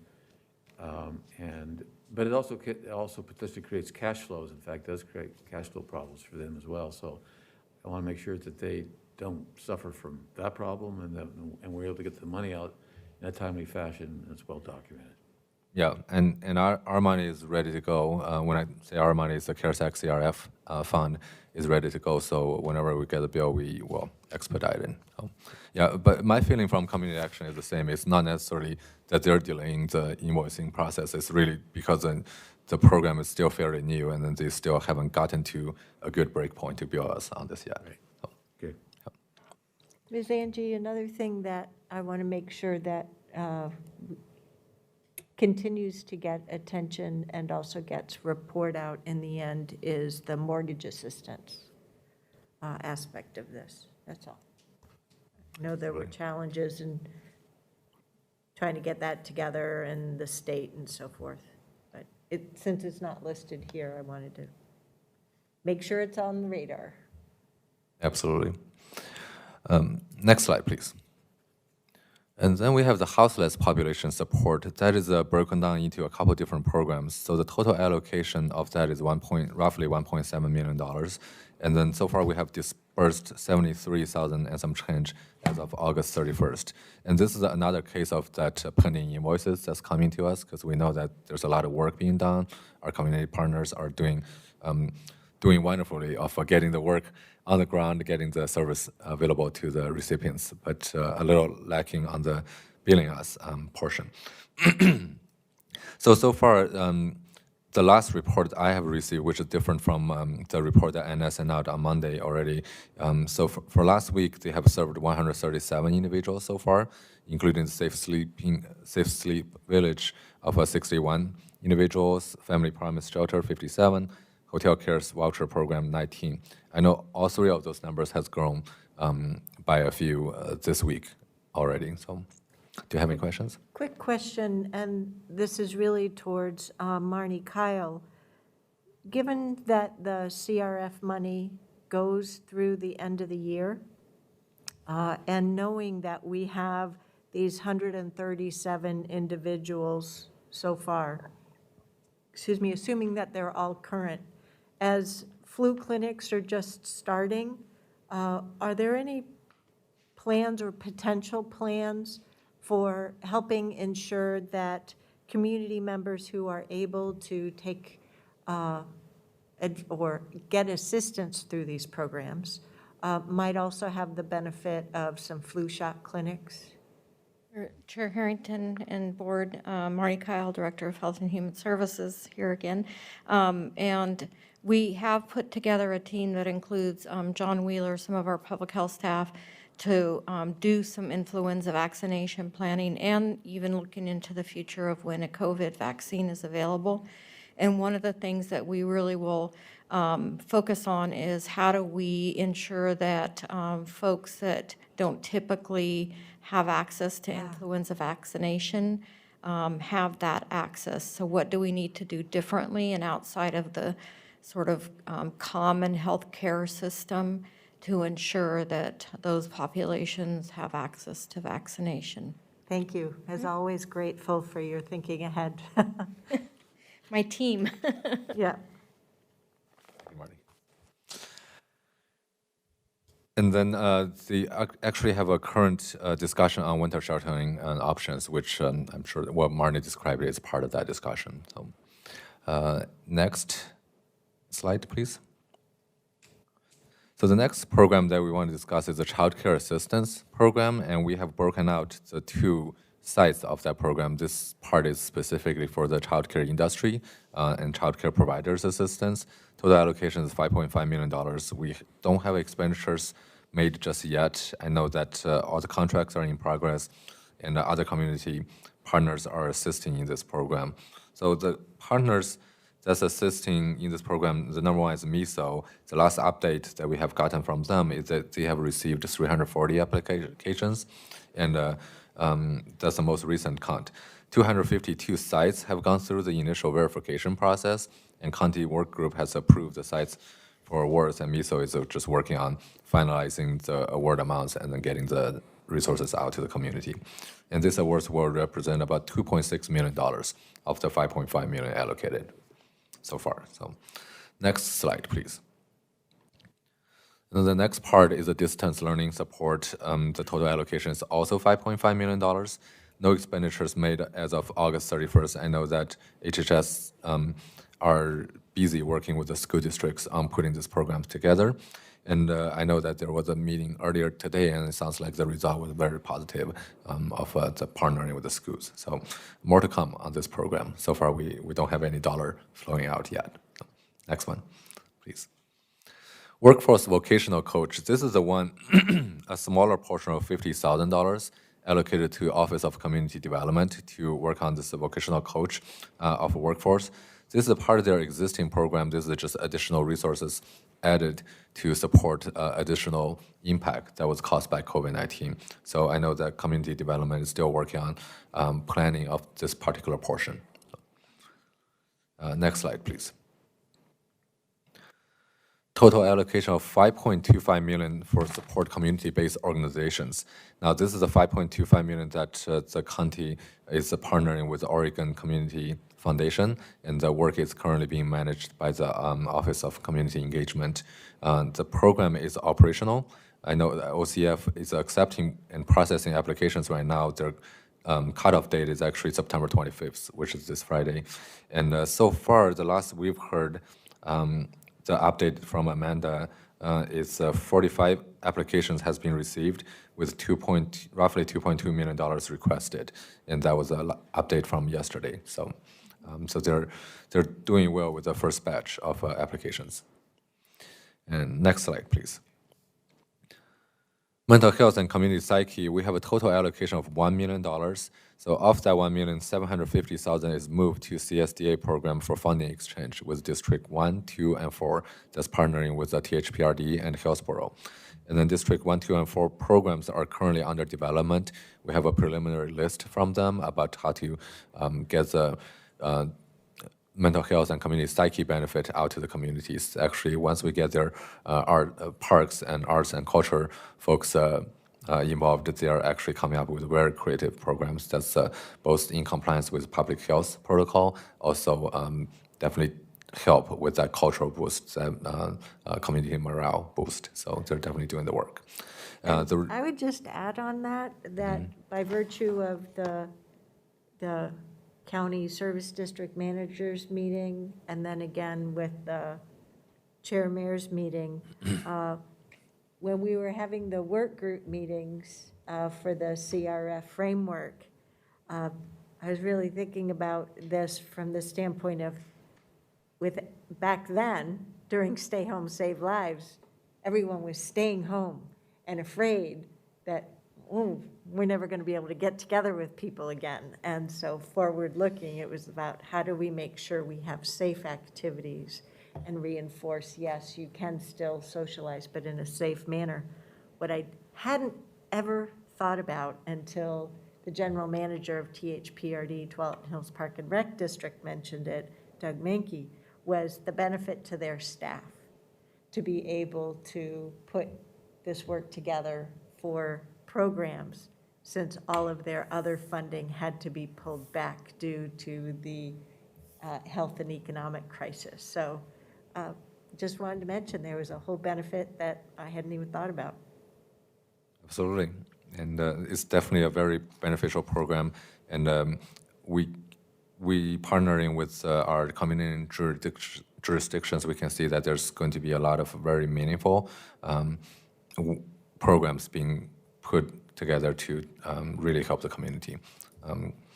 And then District 3 funding structure is still under development. We have heard that from Tiger that they are very interested in this funding exchange idea as well. So we expect some movement in that direction as well. So the entire $1 million will be allocated toward that effort. And then next slide, please. So other program contingency, currently our contingency sits at $500,000, which is not much in the grand scheme of the total. We are actually anticipating some savings from the other programs. We're still in the process of finalizing, bring that back to the work group to discussion. And there may be some savings in the other program just because when we projected out of our county's potential costs, we were planning for the worst case scenario. So as a result, due to the great work by our HHS, your board, and the community, our Washington County situation is not as bad as what we originally anticipated. So there's definitely some savings that we can consider reallocating to other programs. Support Services Finance continue to monitor all this program spendings, and then adjustment to allocation and utilize for contingency will be presented to your board for approval. Now, would you like to chime in, Tanya, for the rest of the process with the reallocation? Thank you, Jack. So I want to underscore just the work Jack and the directors have been doing and really looking closely at the dollars we have not spent, projecting out for the rest of the year. What do we expect with our best case? Unfortunately, we had just learned today that there's really slim hope that there will be an extension in spending the dollars. Unfortunately, we had hoped and had heard rumors that there would be a 90-day extension. However, what we've been told is the Supreme Court nomination process will probably dominate the rest of this session. So what that means is Jack is going to continue to refine those numbers, and we would propose reassembling the CRF working group within the next couple of weeks to then look further at those dollars and then bring back suggestions to the board on how we could allocate those dollars out so that we do expend all the dollars by the end of the year. So that would mean we would be able to bring something back to the board the 3rd or the 4th week of October. Which is great. Yes. As staff has been discussing this, the concern is waiting till the end of October or the beginning of November really doesn't give the county or our partners time to react and to put those dollars to use by the end of the year. Mm-hmm. Mm-hmm. Jack, there's also a kind of a second discussion about the responsibility. We've been told we have to spend this money by December 30th. But there has been some conversation about that's only on our responsibility. It's not our subrecipients. So the cities and other organizations that we give that money to may have beyond December 30th to actually spend that money. Have we confirmed that? And is that accurate, or is that still a gray area? I think it's still a gray area. We definitely have went in with the assumption based on our previous experiences with any federal award kind of program, is that this money has to reach the final beneficiary, basically. If it's in the pocket of the rental assistance folks that have applied, sure, whether they have used it for the rent or not. But as far as our subrecipients or contractors, our understanding that they have to spend this money as well on their end. Although that I can see where that question comes from, and this whole process of Treasury managing this federal award, they're not an agency that's very experienced in managing the federal award. So the requirement and the clarity has really came in. in iterations, and that's kind of what we're feeling on the recipient end. So we're continuing to navigate that world. We have a multiple national level of organizations, including the National Association of Counties, as well as the Government Finance Officers Association, are all very engaged with getting clarities, and actually it has helped. In the last couple of months, we have gotten more clarities that actually help us on that. But regarding your question, I believe it's a standing question out there, but the general belief out there is that we, both us and our partners, has to get those costs incurred before December 30th. And I think that's the messaging we've been given to them. Certainly, there's December 30th is a drop dead date. But there's always that kind of that little rumor out there that says we may be able to push that further, again, with the subrecipients. So we're just not going to plan on that. We're going to plan on staying the course of, you got to have the money expended. They do by December 30th as well. Yes, and there are certain programs that actually does well, I mean, without going in depth of some of this, for example, our cities and special district program, the $7 million that we allocated actually meets part of their need, but not entirely their need. Maybe that's just something that we can reassess, but that's a CRF work group work that we will reassess that and then come back with a recommendation to the board on that. So. Okay, thank you. All right, thank you. So next slide, please. So this actually reflects a little bit of the reporting headache that we are running into, is that the Treasury has set up a grant solutions portal for us to report on our expenditures by quarter. So March and June is a quarter that they consider, which is due yesterday, and we just submitted our report yesterday on that, which wasn't too much of a problem because we had enough lead time to collect those data.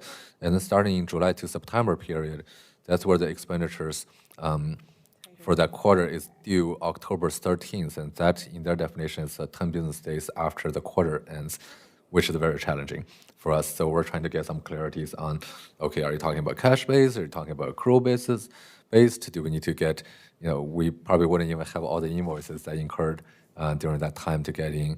And so there's actually a lot of discussion, and I will be connecting with our government relations folks to help get some federal, at least our voice out there to say, well, this is a really unreasonable as far as the reporting turnaround goes.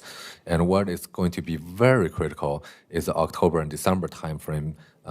For example, if they were to run with the cash-based, we can at least, for anything that we actually pay out after October, to be included on the next report.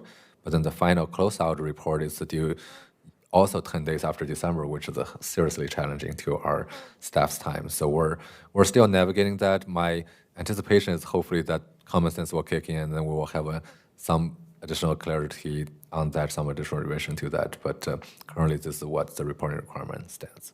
So next slide, please. What are your questions, and what additional information would you like to hear the next time I bring this information back? Commissioners, any questions, comments? We've had questions all along this presentation, so I don't have any further ones at the moment. My questions are these. One was answered when we had that dialogue about what do we do about the unspent money. So I appreciate that. I haven't been real encouraged to see that we haven't flowed that money out like I thought we would have. But my main question at this point is there's going to be a certain amounts of money that don't go out. And this is a little bit like estate planning. Nobody wants to die with a bunch of money in the bank, but you want enough to carry you there, and so you have it. So in the last dollar. Yeah, want to be my last dollar is doing something fun. Yeah. With that in mind, what are we doing with any issues for subrecipients once these audits that we're going to have to do to see that they spent it correctly?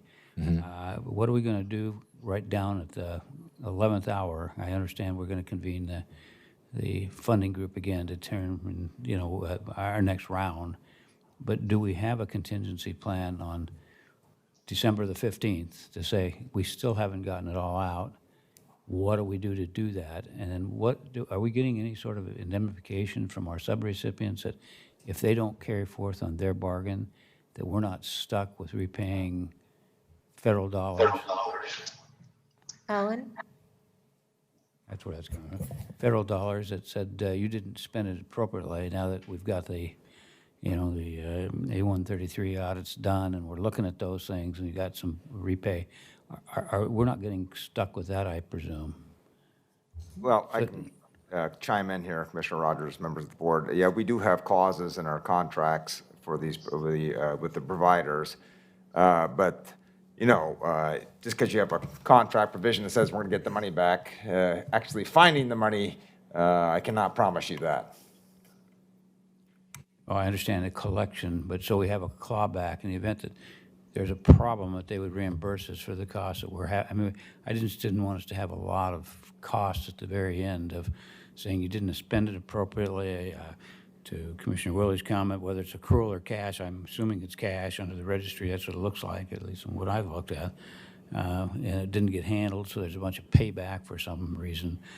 You're really being specific, I suspect, with everybody saying, get that money spent. We don't want to take any contingencies. And the legal part, you have clawbacks, but collecting that might be difficult. So, but we're being cautious. I know I'm sounding a little concerned, but you always have those issues right at the end. And Yep, absolutely.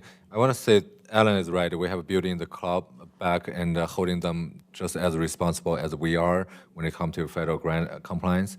And on top of that, most of our program, I want to say more of our programs are actually built on a reimbursement basis. So we actually do get claims from our partners or subrecipients and then review what they spend the dollars on before we release the fund to them. There are a few that is advance-based, where we give them the funding in advance and then hold them accountable to spend it correctly. But I want to say we actually have more programs that's on the reimbursement basis, which protects another layer of protection of grant compliance. when you're looking at the eligibility of all those and auditing as you go along so that you know that they're fine?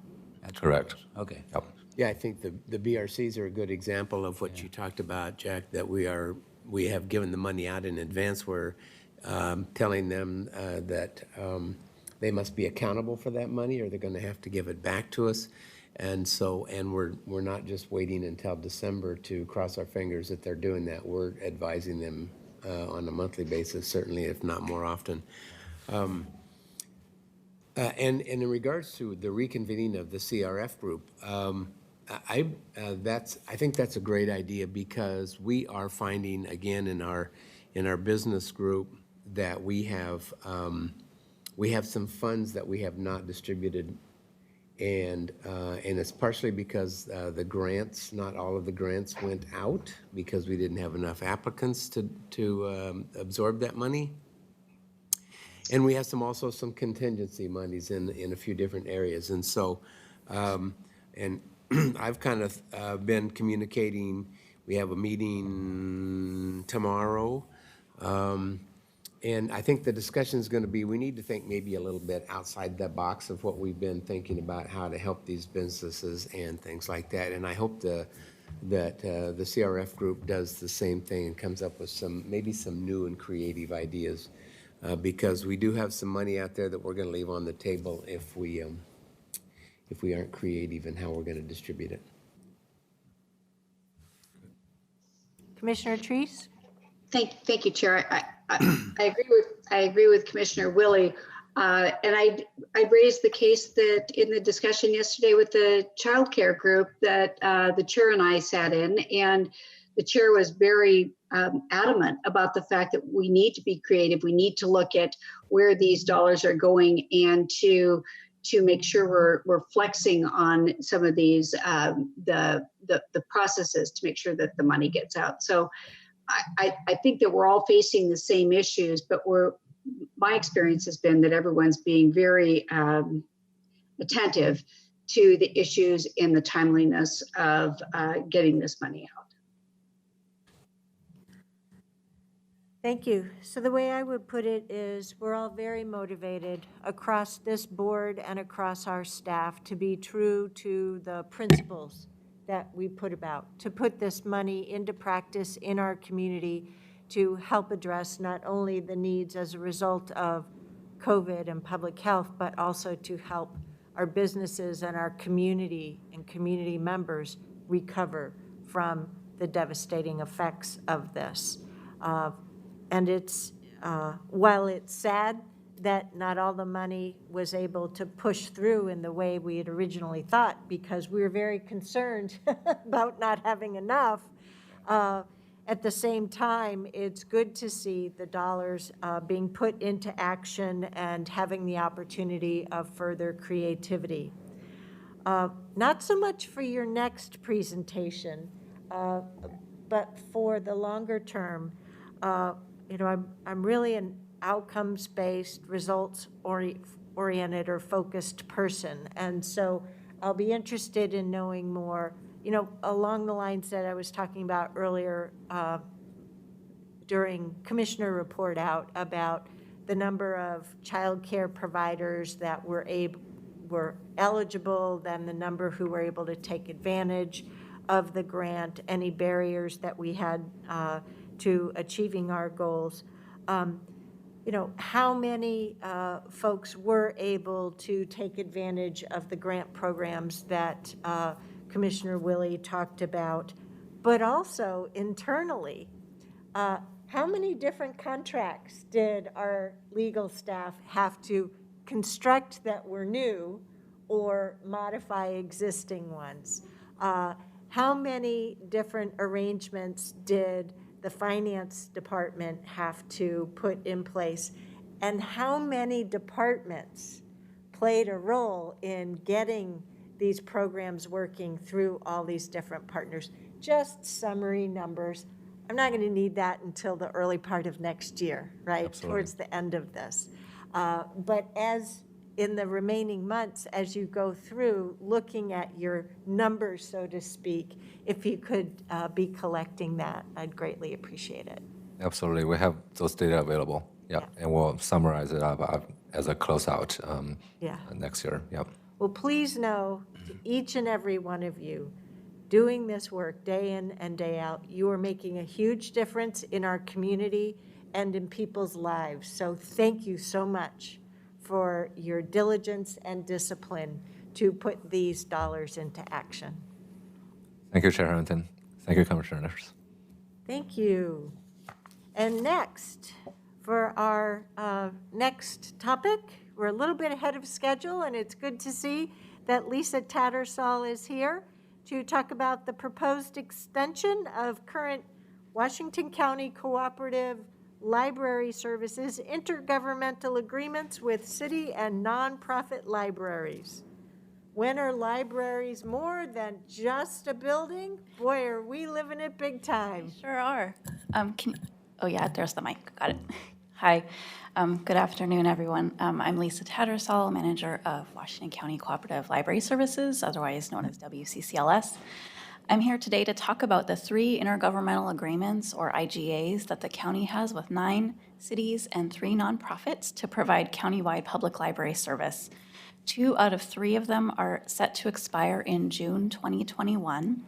WCCLS proposes approaching our city and nonprofit partners with the intent to extend our 2 expiring IGAs for an additional 12 months until June 30th, 2022, and I'm just here to share more information about that and get your input. So first I'll just talk about our 3 IGAs in a little more detail. So our governance IGA is evergreen, so it doesn't have an expiration date, and that IGA defines our cooperative governance structure. Your Board of Commissioners is the governing board for WCCLS, and then the WCCLS Executive Board is advisory to you and to the county administrator. The exec board is composed of the city manager or the nonprofit board president for each member library. The 2 expiring IGAs, they speak to the roles and the responsibilities, so the nuts and bolts of who does what to provide countywide public library service, as well as the funding, crucially, that the county provides our member libraries. So one of these 2 expiring IGAs is the Public Library Services Agreement. It's set to expire June 30th, 2021. It covers the funding distribution to member libraries traditionally for each 5-year levy cycle. The challenge is that we try to get the funding distribution aspect agreed upon by December before it expires so that our city partners in particular can plan their budgets for the coming year. In this case, that would be December 2020. Allowing additional time to assess the county's ongoing financial situation in this current interesting economic climate would be very helpful as we then negotiate a 4-year agreement with our libraries. We would propose extending the current agreement with a minimum of a 3% payment increase for our libraries. That's the same as what their current annual increase is in our current IGA. This would ensure that the libraries are able to sustain operations at their current levels. In addition, WCCLS's current strategic plan emphasizes service consistency and efficiency, as well as equity of access for underserved populations. As we define roles and responsibilities for WCCLS and member libraries over the next 4 or 5 years, we think that investing time to thoughtfully incorporate the strategic imperatives will help benefit our community and advance our equity goals. So that was the one expiring IGA, and the other expiring IGA that I'm going to talk about is called the Information Network Agreement. This agreement addresses WCCLS's and our member libraries' roles and responsibilities for our information technology or IT infrastructure. So WCCLS runs a separate network from the county. We specifically support broadband and Wi-Fi in public library buildings, a shared library inventory management system, and then a ton of other tools and networking infrastructure to allow countywide service delivery. WCCLS and our libraries definitely agree that looking together at how we can improve how WCCLS provides IT support would be of mutual benefit. Especially our small city and nonprofit libraries depend significantly on WCCLS IT support. We currently have fairly limited IT support capacity at WCCLS, but we are definitely committed to exploring some innovative changes to the network agreement that would improve outcomes for all parties. So having more time to do that, I think, would be of benefit. Speaking of time, I'll talk now about sort of the process and the timeline. So in the last 6 months, WCCLS and member libraries have been intensely focused on developing and continually refining alternate service delivery models due to the pandemic. Our library directors in particular are extremely busy managing their operations in these very unusual times. The process of renegotiating our IGAs gives us the county and our partners opportunities to clarify roles and responsibilities, to address changing service priorities around IT, and to further address the equity issues in our communities. So we are recommending that we foster an active stakeholder engagement through the IGA renegotiation process by allowing adequate time to discuss interests and form some mutually beneficial agreements. We anticipate this would lead to better outcomes for WCCLS, for member libraries, and the communities we serve. In the staff report attached to this agenda item, we've charted out the pre-pandemic or original timeline for these IGAs, and then we've also charted out what a revised timeline with a 12-month extension would look like. We would anticipate beginning the process to revise our agreements in January 2021. That would leave us with a full year to have a robust process while still providing libraries with a funding estimate by December 2021 in time for their local budget process that would begin in January 2022.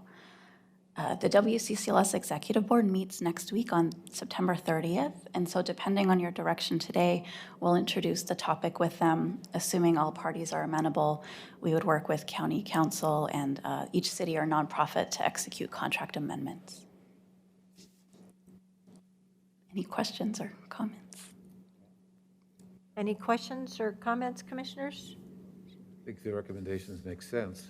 Just reading from my first go around and thinking about this, I think some additional time would be good. But. Commissioner Treese, anything? No? It does make brilliant sense. The libraries have really turned on a dime. Yes. And in addition to modifying their services for the pandemic, you've all been very creative for trying to figure out how to continue to service folks with curbside service, limited hours, but also help with the election ballot assembly. So there's just so much on people's minds. We are still operating in phase 1 and a restricted phase 1 at that. So I think providing this time is really a smart way to go. So thank you very much for the recommendation. And next steps with regard to actualizing that are, question mark? You mean for the amendment is, or do you mean the next round, like the next No. set of IGAs? I mean for extending the IGAs, renewing them for another year? Oh, just, yeah, to extend them. We would, so I'll talk to the executive board on September 30th, assuming they're okay, then we'll work with county council to draft something. Great. So sometime between now and the end of the year, we'll have some kind of board action. I think so. Terrific. That's it. Thanks for your time. Sounds like a wrap. Thank you. Good job. Great. Well, we have one more agenda topic for today's work session, and it's going to be a large one. This is the report on our community listening sessions. So we have a 15-minute break scheduled. So why don't we see everyone back here at 20 minutes before the hour? Okay? Sounds good. All righty. Grab a cup Thank of you. See you at 3:40. That would be a 20-minute break. You okay with that? All righty. See ya.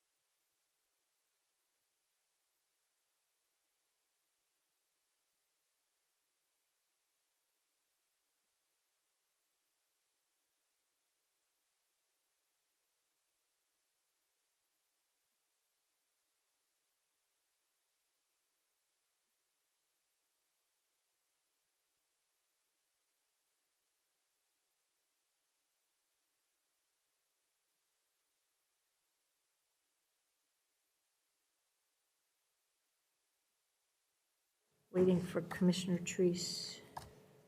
Well, waiting for our set time. Kevin, do we have anybody signed up so far for tonight's meeting? Dale Feek, I'm guessing, is one, maybe?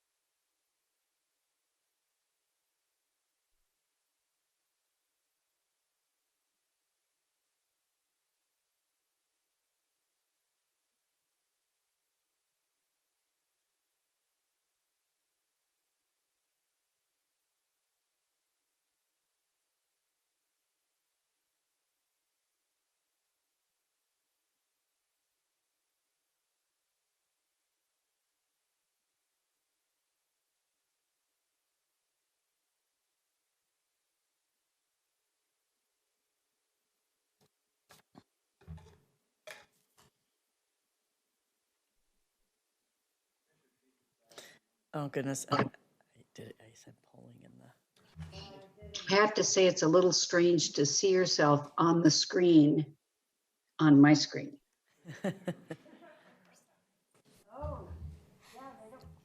They don't usually project you back there. I know. That was pretty cool. It's like taking a picture of yourself in a mirror, the infinite. Oh, thank you. It is so nice. Great, thanks. I can see you. I guess I just sort of just waved at nothing. So the table just got a tablet, thanks to Chuck, so that the presentation, excuse me, table can see you, Pam. It's better, it's nice than. Yeah, then we got the weird lean back. Yeah. Oh, so they get to see the big screen that we have in front of us, our little screen. Yeah. We get both. Yeah. Yeah. We have both screens. That's nice, because sometimes it is hard. You're getting what we're getting. Yeah. Yes. Just on a much smaller screen. Yes. All righty, 3:40. Oh, no, that's great. Everybody set? Okay, welcome back to the work session on Tuesday, September 22nd, post our break. And we are now on the topic of the report on our community listening session. Take it away. Thank you, Chair, members of the committee. Elizabeth Mazzara Myers, Chief of Staff to Chair Harrington. And Erin Calvert with the County Administrative Office. We're here today to give you an update on the listening sessions, as well as a general report back on body-worn cameras and other information that was sought. The goal for today is not to read back to you verbatim the report from the consulting team. Marcus Mundy, by the way, is available and online, so if we do have specific questions about the report, he is available. But you all attended listening sessions and read the report yourselves. Rather, what Erin and I are going to do is provide a brief timeline of events, overview of listening session outcomes, and provide some requested information to set the stage for your discussion today, next Tuesday, and ultimately your decision regarding whether to fully fund body-worn cameras for Sheriff's Patrol deputies. Next slide, please. So again, provide an update on community listening sessions, provide information requested by the board and others regarding body-worn cameras, and provide you with the opportunity to have this discussion. Next slide. This is the timeline you've seen before. I will add, I noticed something missing, and so I will update my presentation after and update the packet. This starts with May 25th and the death of George Floyd. As a board, you made a statement regarding that on June 2nd. A week later, the chair came back towards the end of the budget process and made a proposal to fully fund body-worn cameras for Sheriff's Patrol deputies. A couple of days, within a day, we heard from community members and community organizations with concerns. The item I did not add, which I will add, my apologies, was that we did also receive a co-authored letter from several community organizations voicing their opinion about body-worn cameras. We, of course, attended what was then called the protest response meeting, later became Reimagine Oregon, And then on June 16th, the board authorizes but did not appropriate the funds for the body-worn cameras. That's also when, as staff, we started talking about changing the idea of having these quarterly town halls into a listening session to really focus on this issue. Next slide. And this just gets us from the end of June through the community listening sessions. As you see, it was a very tight timeline. You know, the board had made a commitment to make a decision by the end of September, which is why you're meeting on the 29th. We added that meeting in to allow you that opportunity. But we worked really quickly to try to respond to the information needs the board had. Next slide. Here we are today, September 22nd, report to the board regarding listening sessions and to provide the information. And of course, next week, you'll have the work session, continued conversation, and then if needed, action held on the evening or on the afternoon board meeting, excuse me. Next slide.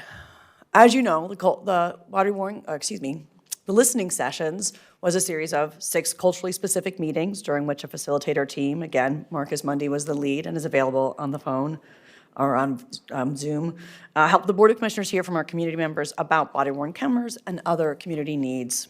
Next slide. These were hosted the last 2 weeks of August. They were, due to COVID-19, they were online only. I'll say that that posed its own special difficulty. Many folks who maybe don't have computers or access to internet, who would normally maybe get online through the libraries, were not able to join us. Folks who might stop by after work because they don't do online weren't able to join us. And so there were access issues that arose because of COVID-19. There were 4 different ways for folks to engage, and apologies, Chair, that should say general survey, not polling. So there was a general pre-survey of folks, that's what you have here, to get a sense of what the community was thinking about. And Kevin passed this out for me. I went back and forth on whether to include it, but I decided to include it. So just another point of information. There was, in the listening sessions, there were 2 ways to engage. There was the main room where board members were. That was on the record. There were also breakout rooms. There were no board members. That was off the record. We chose that. It was technologically a little more difficult and posed some of its own challenges, but we really wanted community members the opportunity to share their stories and their views without feeling like they needed to identify themselves if it was a sensitive issue, given the topics that were being discussed. We did, however, get readouts from the breakout rooms without names attached, and that is reflected in the report. And then we had instant polls at the beginning and end of the online sessions to test the temperature of the community in regards to body-worn cameras. Next slide. So the highlights of the report. From page 10, you'll see that there's the top 3 chosen beliefs about body-worn cameras as a result of the instant polling that was done during the listening sessions. The community believes that body-worn cameras requires trust in the police to turn the camera on when engaging with the community. Many folks thought it was an unnecessarily increase of the police budget, while other folks thought it promotes accountability and transparency to the public and that it can be used for training and personnel evaluations. I would say the other thing that really stood out, I think, from the report was the desire on the part of those participating in the listening sessions to see action based on their feedback. You'll see that on page 7, but I think it's reflected throughout the report in other places. Next slide. I've already mentioned some of these challenges, but I want to highlight them again, that COVID-19 removed the opportunity for in-person meetings. It limited the number of the public who might access the online sessions, and in an effort to meet the board deadline, there's limited opportunity for outreach. And here's what I'd like to say is, though we did pull all the standard community engagement outreach levers to engage the community, I want to note that the moderate turnout means that the data reflected in the consultant report represents a moderate sample of our county at large. As a result, that data may reflect those community members who are already engaged in this issue or who came to advocate for a particular position. As you think about next steps during your discussion, I want to put on the table an option for additional community input via a statistically significant poll. It could be returned to you before your deliberations next week. I only provide that as an option if you're interested. My part of the report is done, but I want to pause here and see if you have any questions about this, or if you would like Marcus to give any other updates about the report before we move over to the information section. We are trying to make this brief because we want to allow you all as much time as possible. Does anyone have any questions now versus for later? I have a question, please. And Elizabeth, this is to your point about the number of people that were in the room or in the virtual rooms. Do we also have an understanding of how many people overall attended without counting multiple times that they attended? So we had some attendees that attended all of the sessions. Do we know what our total is, giving everybody one attendee point? Does Sure. that make sense? So you're asking how many individual community members attended overall? And Yes. I'm going to ask that question of Marcus Mundy. So if we can ask Marcus to tune in. I did not catch that in the reading of the report, but Marcus may didn't see have it. that. This is Marcus. Good afternoon, commissioners. Good afternoon, Elizabeth. I don't know that I pulled that number, but I will go back because I think we have a record of everybody who attended, and I will go through that and get the unduplicated count of individuals Great. that attended. So I will get that number for you. Thank you. Thank you. Okay. Towards that end, the only real numbers we have to reflect participation is the numbers provided for answering the in-meeting surveys. So it would be good to know for the different sessions. I made note in my own meeting attendance how many participants there were, but then I had to subtract out the number of staff that it took with the CBOs, as well as our own staff, and then those who attended multiple iterations, so. And I will know, for what it's worth, after the first session, Washington County staff actually didn't attend in any of the meeting rooms. We all attended by YouTube so that we wouldn't have that duplicative number counting. But I will follow up with Marcus this afternoon and see if we can get you the number. Thank you for mentioning that as well, because I'm also interested in knowing how many participated via Zoom, and to the degree that we know, how many attended by YouTube, because I know I was astonished when, with our one and only town hall this year, how many people attended by, or watched by YouTube. It blew my mind. And so I'll add that into the tally with Marcus. That'd be good to know, yeah. Happy to do it. Great, well, thank you. So, Commissioner Willie, did you have any questions for now? I think I'll wait till we get to the end and have our Yep. Okay, all right, please. Okay. Well, as Elizabeth mentioned, several questions have come up from the community members and also from some commissioners that were raised as part of the report. And so my goal today is, again, like Elizabeth said, to give some high-level report of the sheriff's memo that was provided to the board that will hopefully address some of those questions. As a quick reminder, the sheriff's office has been piloting a body-worn camera program that includes the use of 30 body-worn cameras since 2018. do we need to switch? Oh, sorry, next slide, yes. To fund full deployment of the body-worn camera program would mean deploying 210 cameras and equipment to. Next slide. No, that's okay. Oh, no, that's Back one, yeah, sorry. To fund full deployment of the body-worn camera program would mean deploying 210 cameras and equipment to patrol and civil deputies and patrol corporals. And this I'm just reminding the board that the cost would be about $1.3 million, which could be realized through a 5-year contract with equal annual payments of around $275,000. So back to the sheriff's report. The proposed program objectives are to enhance public trust. This is achieved by preserving factual representations of deputy interactions with community members in the form of video and audio recording, to create a visual and audio record to supplement the deputy's report, to enhance the deputy's accuracy and consistency for both internal reporting requirements and courtroom preparation and presentation, to preserve visual and audio information for use in current and future investigations. To assist with training, body-worn cameras can provide an impartial measurement for self-critique and field evaluation during training, and should promote officer safety. Next slide, please. So I'd like to walk you through some of the questions that came up around operations and just the use of body-worn cameras. One of those is, what personnel is required to support a body-worn camera program? The obvious costs are the cameras and the equipment themselves, and then the deputies and personnel that operate that equipment.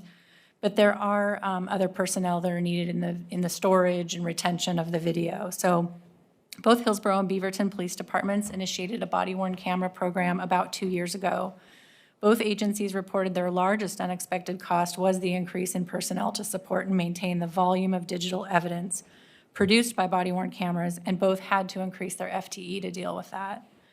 Based on this research and review of personnel required, the Sheriff's Office believes they currently have the right mix of positions and skills to support full deployment, and the memo, of course, outlines the specific FTE titles and roles.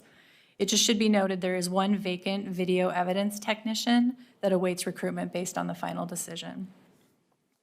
The question of whether deputies can activate, deactivate cameras. The Sheriff's Office has a strong policy regarding this, and it's kept consistent with best practices and community input, but I'm told that it obviously gets reviewed and updated as needed. There are some subcategories of the policy that address the exceptions around privacy. The secure storage of video. Can personnel alter or edit the video? The vendor that the Sheriff's Office uses is called Utility. So Utility body-worn camera system has a comprehensive set of built-in features to maintain evidence integrity.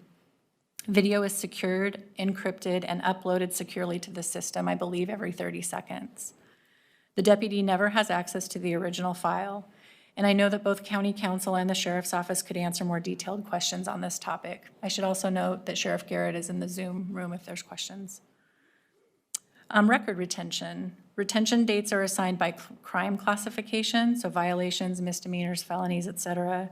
And the shortest retention period a deputy can apply is 1 year, which exceeds the statutory requirement of 6 months for the most minimum crime category. Next slide.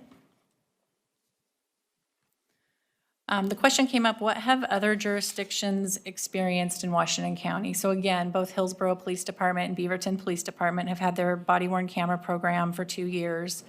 They use the same vendor, but it'll be a different vendor than Washington County uses. Beaverton Police Department reported notable reduction in sustained personnel complaints.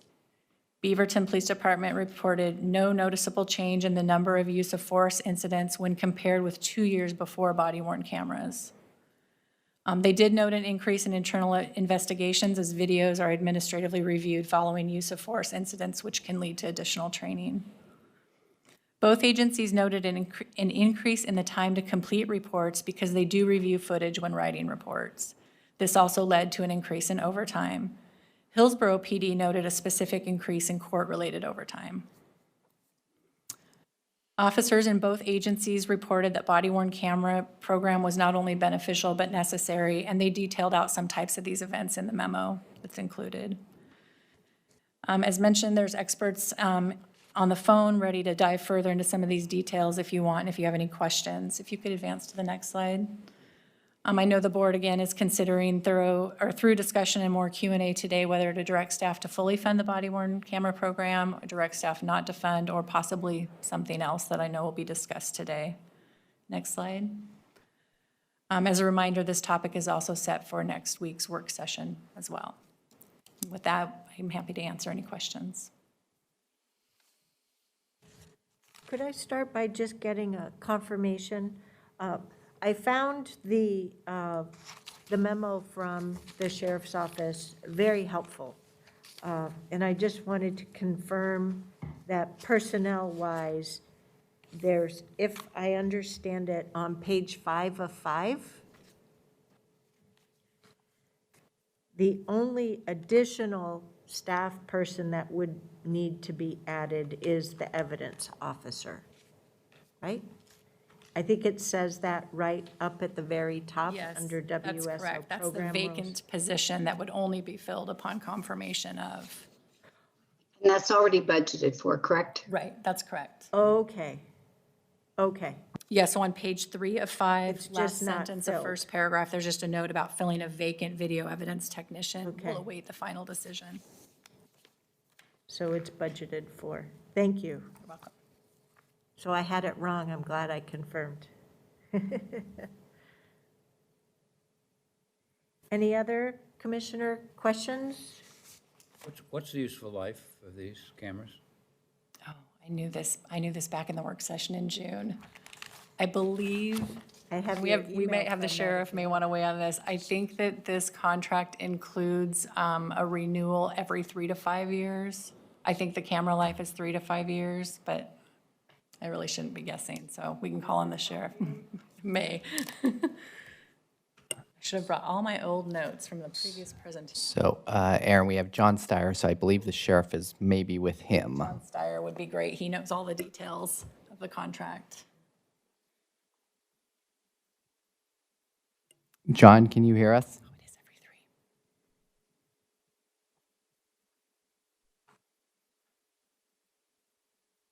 I had to find you on mute. I can hear you.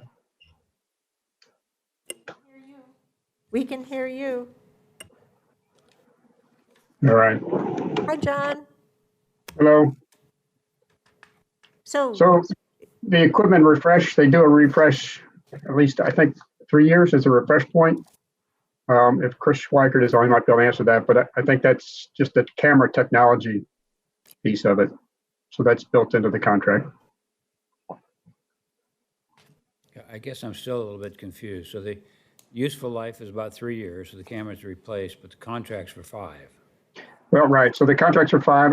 I'll have to follow up in writing, but from what I understand, I think the cameras that we have currently, the 30 that we do have, are going to be part refreshed at the 3-year mark because the technology had changed so that they can all be updated at the same time.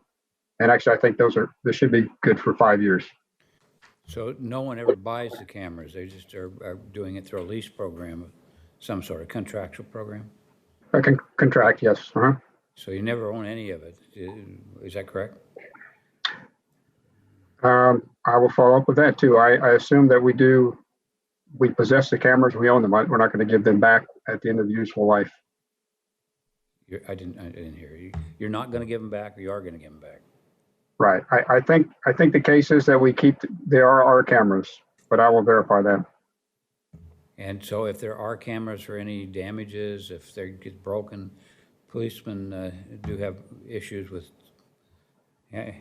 wrestling with people from time to time. Do we replace those, or are those all part of the contract? How does that all work? Right. I think we would replace those, but I will also verify that as well. Okay. I'll have more, but that's just one of the camera stuff right now.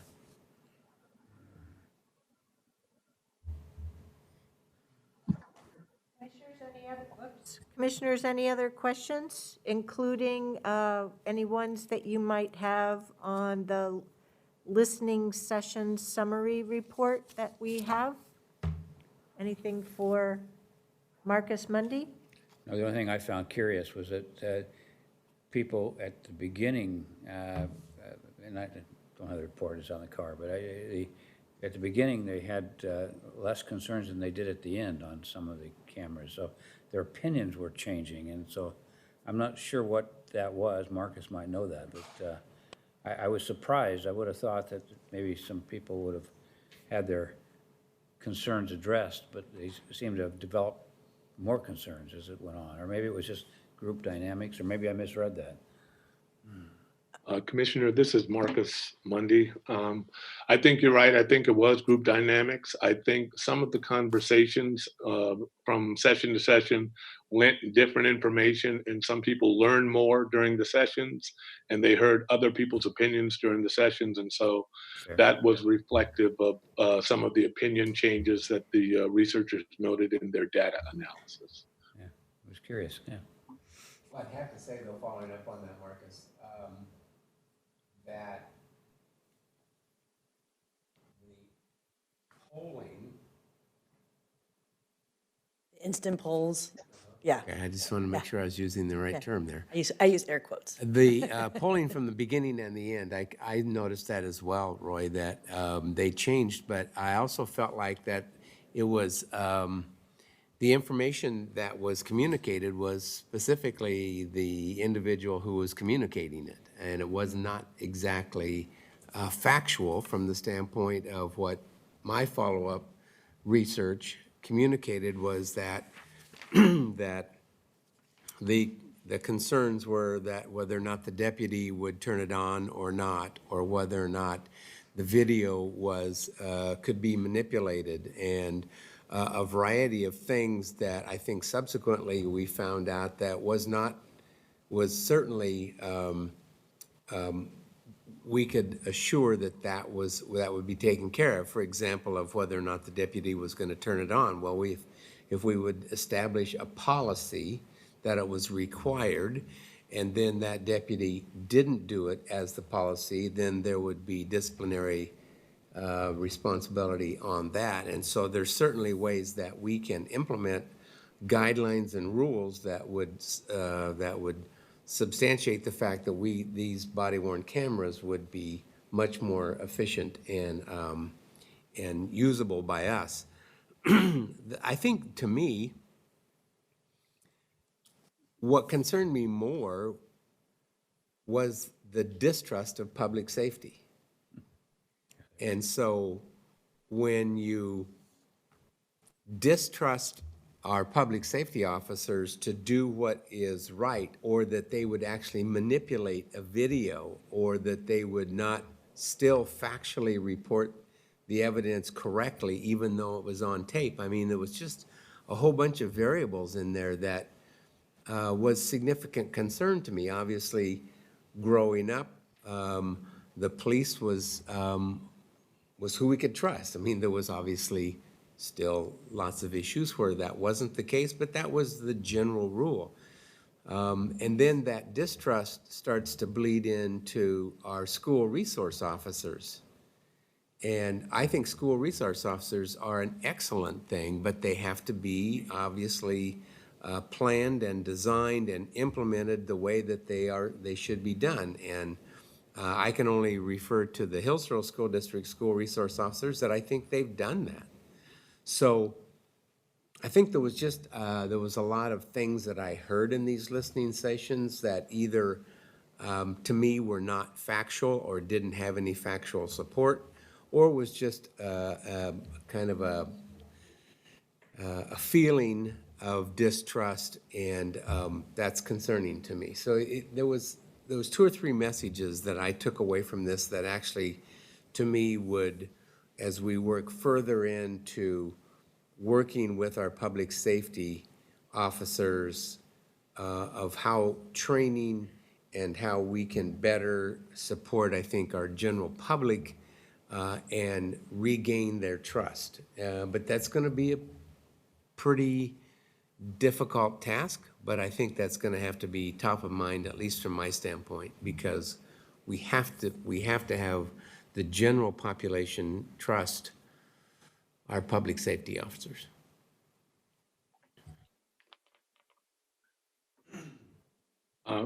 Excuse me, Chair. This is Marcus Mundy. Could I add 2 very quick things? Certainly. Oh, okay, thank you. One, I just got some feedback from my rec team members, and they said preliminarily 207 non-duplicated members of the public attended the Zoom sessions, the 6 Zoom sessions. That was exclusive of YouTube, so we don't have the new YouTube numbers yet. And that's not even a final number, but that should give you a reasonable basis of who attended. And then with respect to Commissioner Willie's comment, I would just say, Commissioner, that the people in the sessions that I attended, and I attended 5 out of the 6, they were sharing their lived experiences, their factual basis that they had experienced in Washington County. So I would ask all the commissioners just to remember that what they heard, and I understand there were people that showed up every time and had perhaps an agenda, or certainly just wanted to be heard and made sure they were heard. But the people that shared in the sessions I heard actually were sharing their lived experiences, and that was very factual to them. So I would just add that, and that is what I heard during that session, even though we were more chronicling, we weren't driving opinion. So thank you. Thank you for letting me share. Thank you, Marcus. I appreciate that, and certainly that reminder of that, which to me is even more sad that that was top of mind, and that was their experience in interactions with our public safety. And so, again, just a larger emphasis that we've got to do a better job.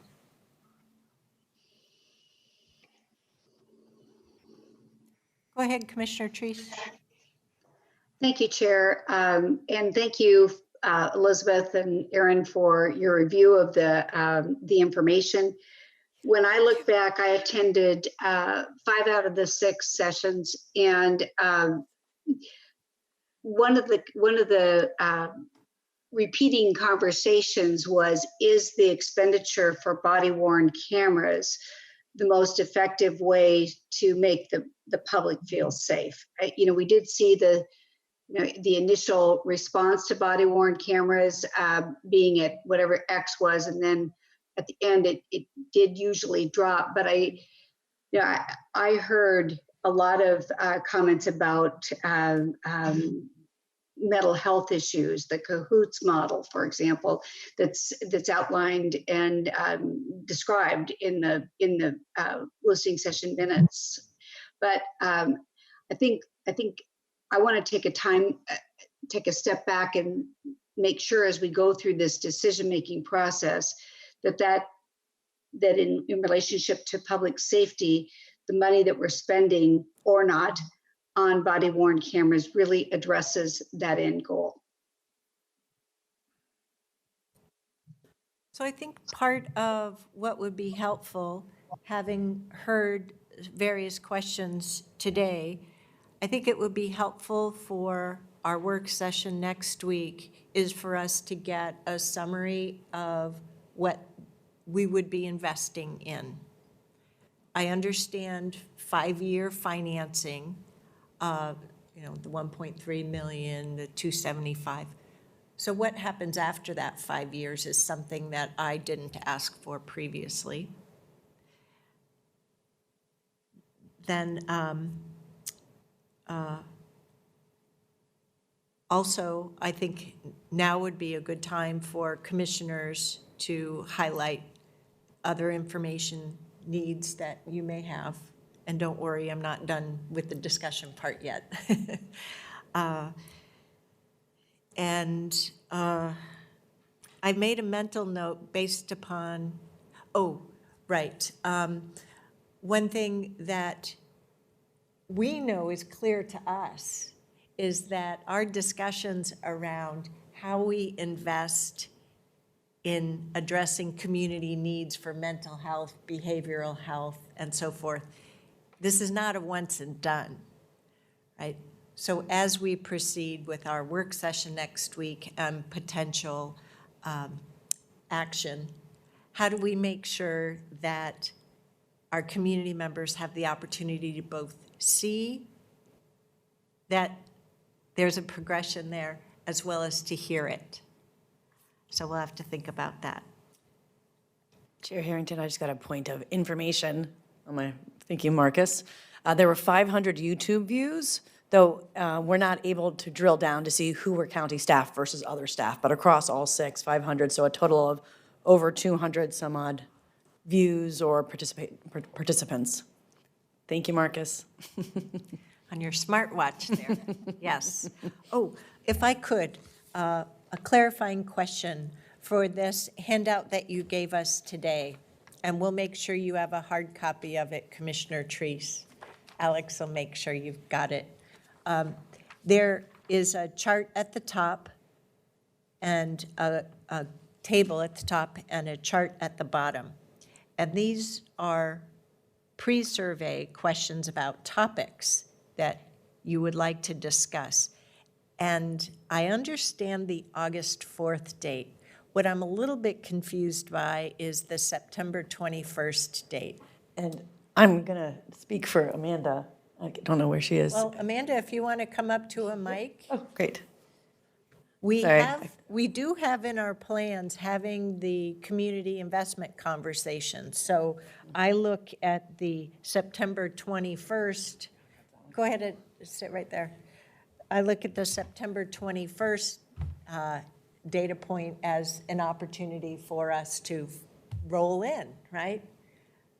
Am I interpreting this right? Or am I thinking of it properly?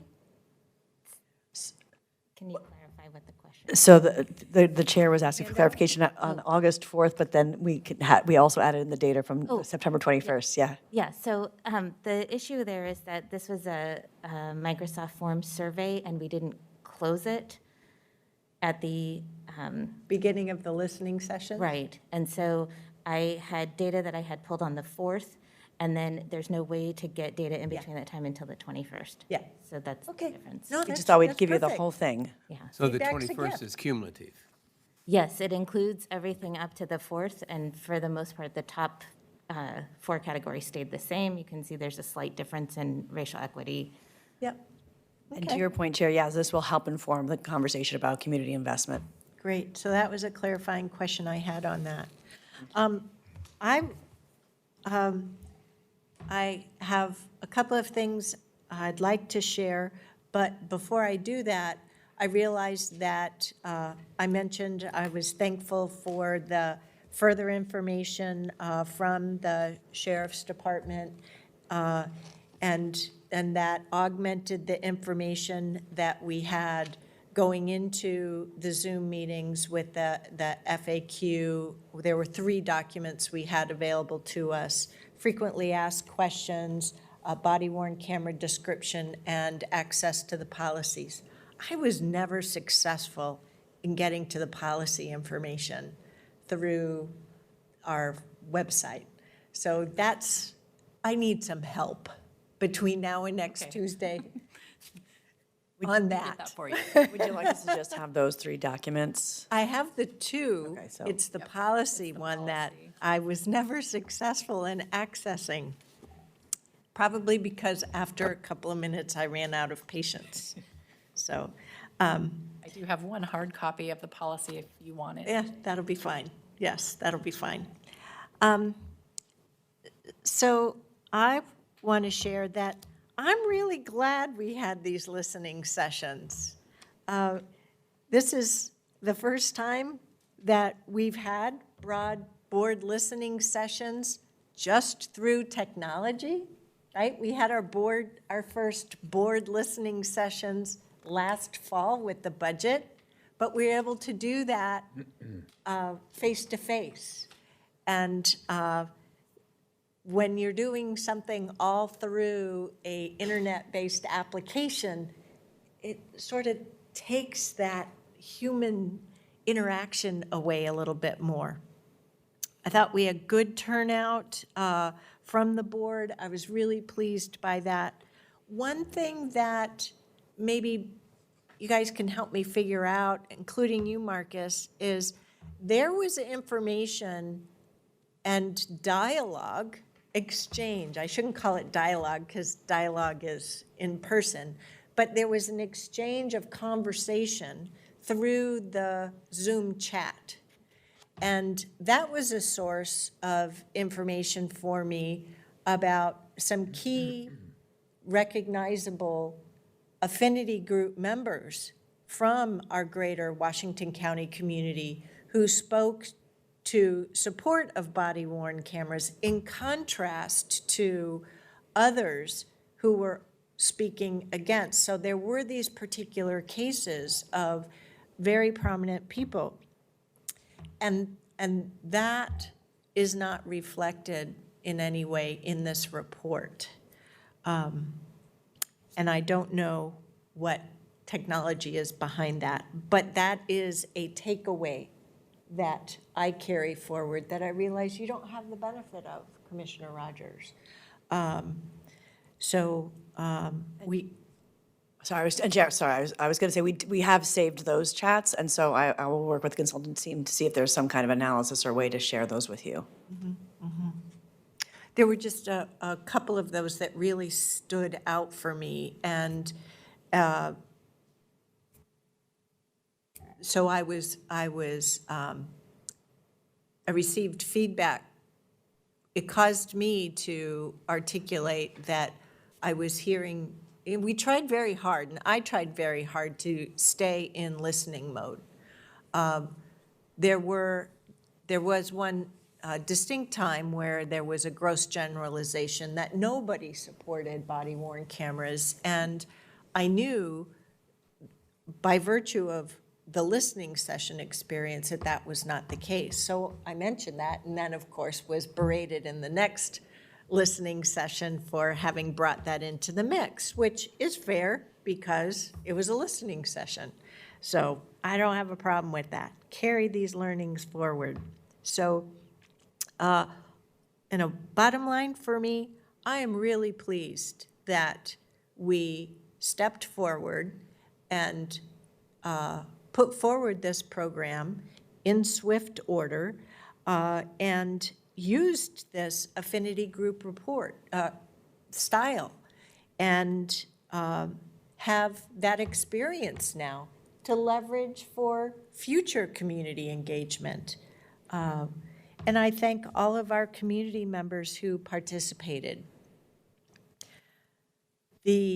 I was certainly motivated to bring this budget idea forward in the very beginning of June as a result of the death of George Floyd. Since that time, we as a greater national community have had the experience of body-worn camera video sharing with us the Daniel Prude experience. And to me, that's very meaningful and has really driven home. I don't remember what slide number was shown previously that talked about the opportunity for training. And one thing that I have heard from community members during the months of June, July, and August through protests is they're really struggling, and this is a gross generalization. There are a lot of folks who are really struggling with the comply culture. I'm the public safety officer. I'm telling you what to do. You must comply. And in some, I'll call them isolated cases, some dire human consequences. And I am not going to say that the officers are bad people, right? You can have good people following training that leads to bad outcomes. So what does that tell us? That we have to look at the circumstances and the training. And for me, the body-worn camera video provides for an opportunity to do that. And the information that we have for today's meeting from the Sheriff's Department makes me much more comfortable with the policies and the practices of using body-worn cameras and the management of that video. But I realize as I say that they've had the opportunity now to hear some discussion and some questions. We do have a work session next week, so there's the opportunity for further information to come back to us.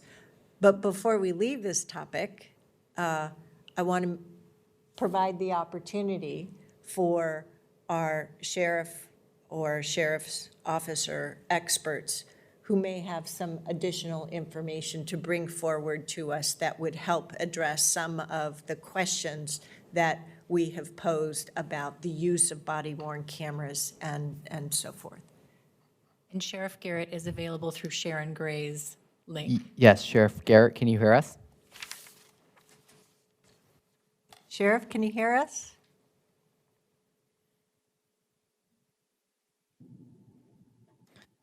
Hi, this is Sheriff Garrett. Can you hear me? Yes, we can. Go ahead, Sheriff Garrett. Good afternoon, Chair Harrington, commissioners, and everybody who's tuning in. I don't have additional information to offer that hasn't already been expressed. My compliments to Mr. Mundy for his terrific work in highlighting the reality of those lived experiences which were brought and shared during the listening session. I greatly appreciate that perspective. I would just say, for me, there's four words that I think are most relevant when it comes to a body-worn camera program. for the Washington County Sheriff's Office. Transparency is number one. The legislature in 2015 passed House Bill 2571, which lays out protocols for the rules around sharing video, and transparency is key. Number two is accountability.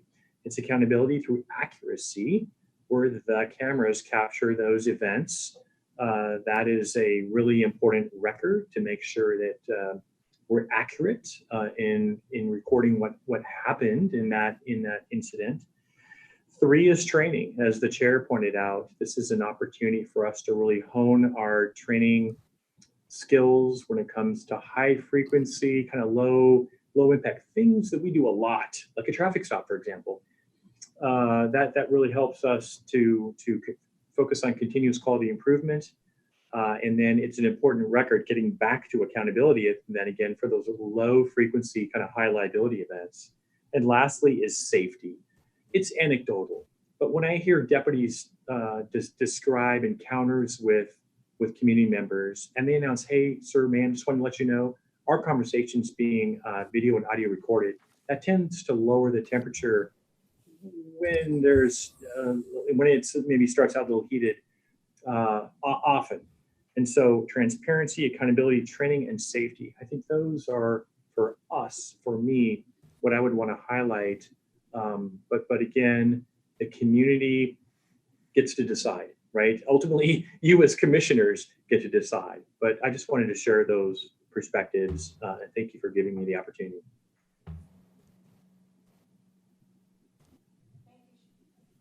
Thank you, Sheriff Garrett.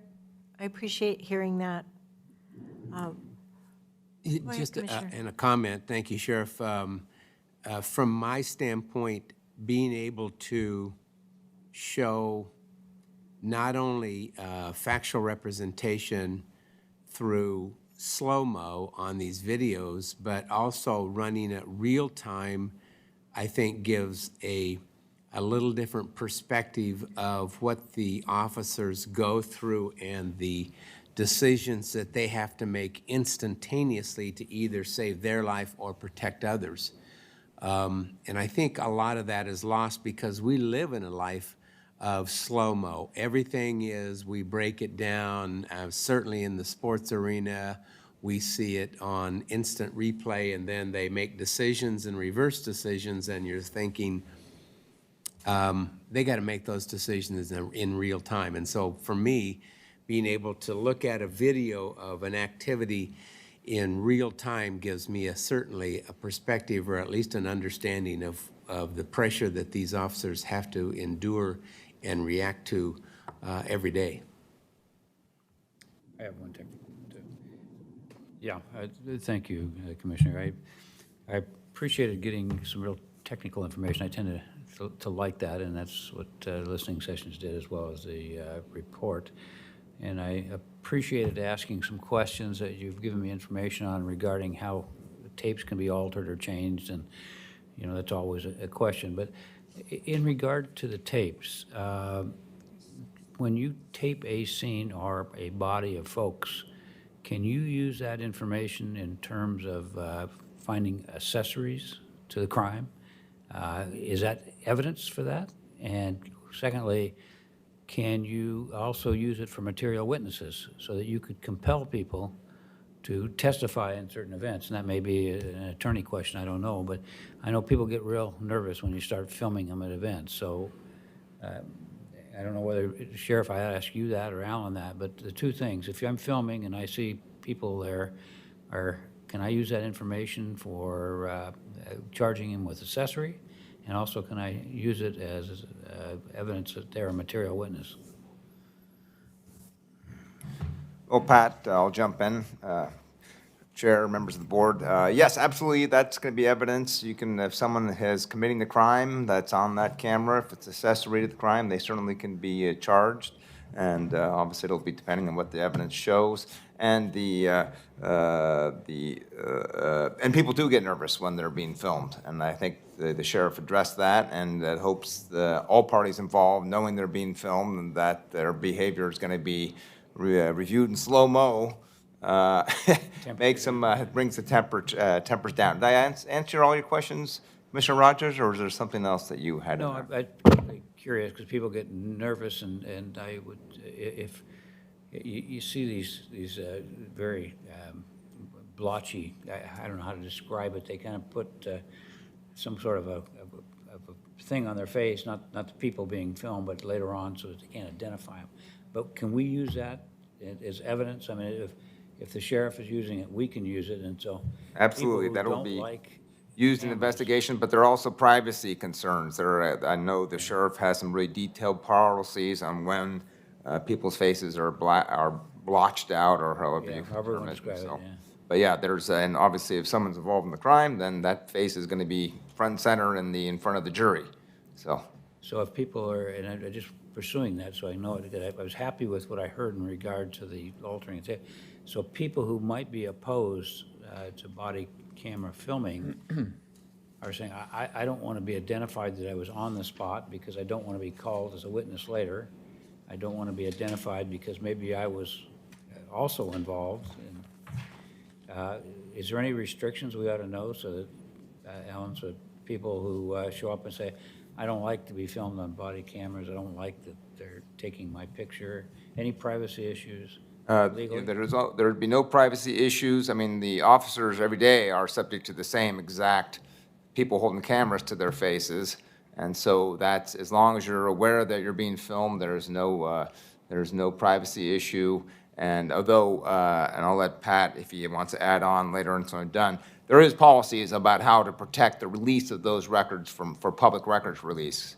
And to protect the people that are in those cameras that are, subject to embarrassment or problems. But if they are a witness to the crime, I'm sure the prosecuting attorneys are going to be very interested in knowing who those people are and wanting to talk to them.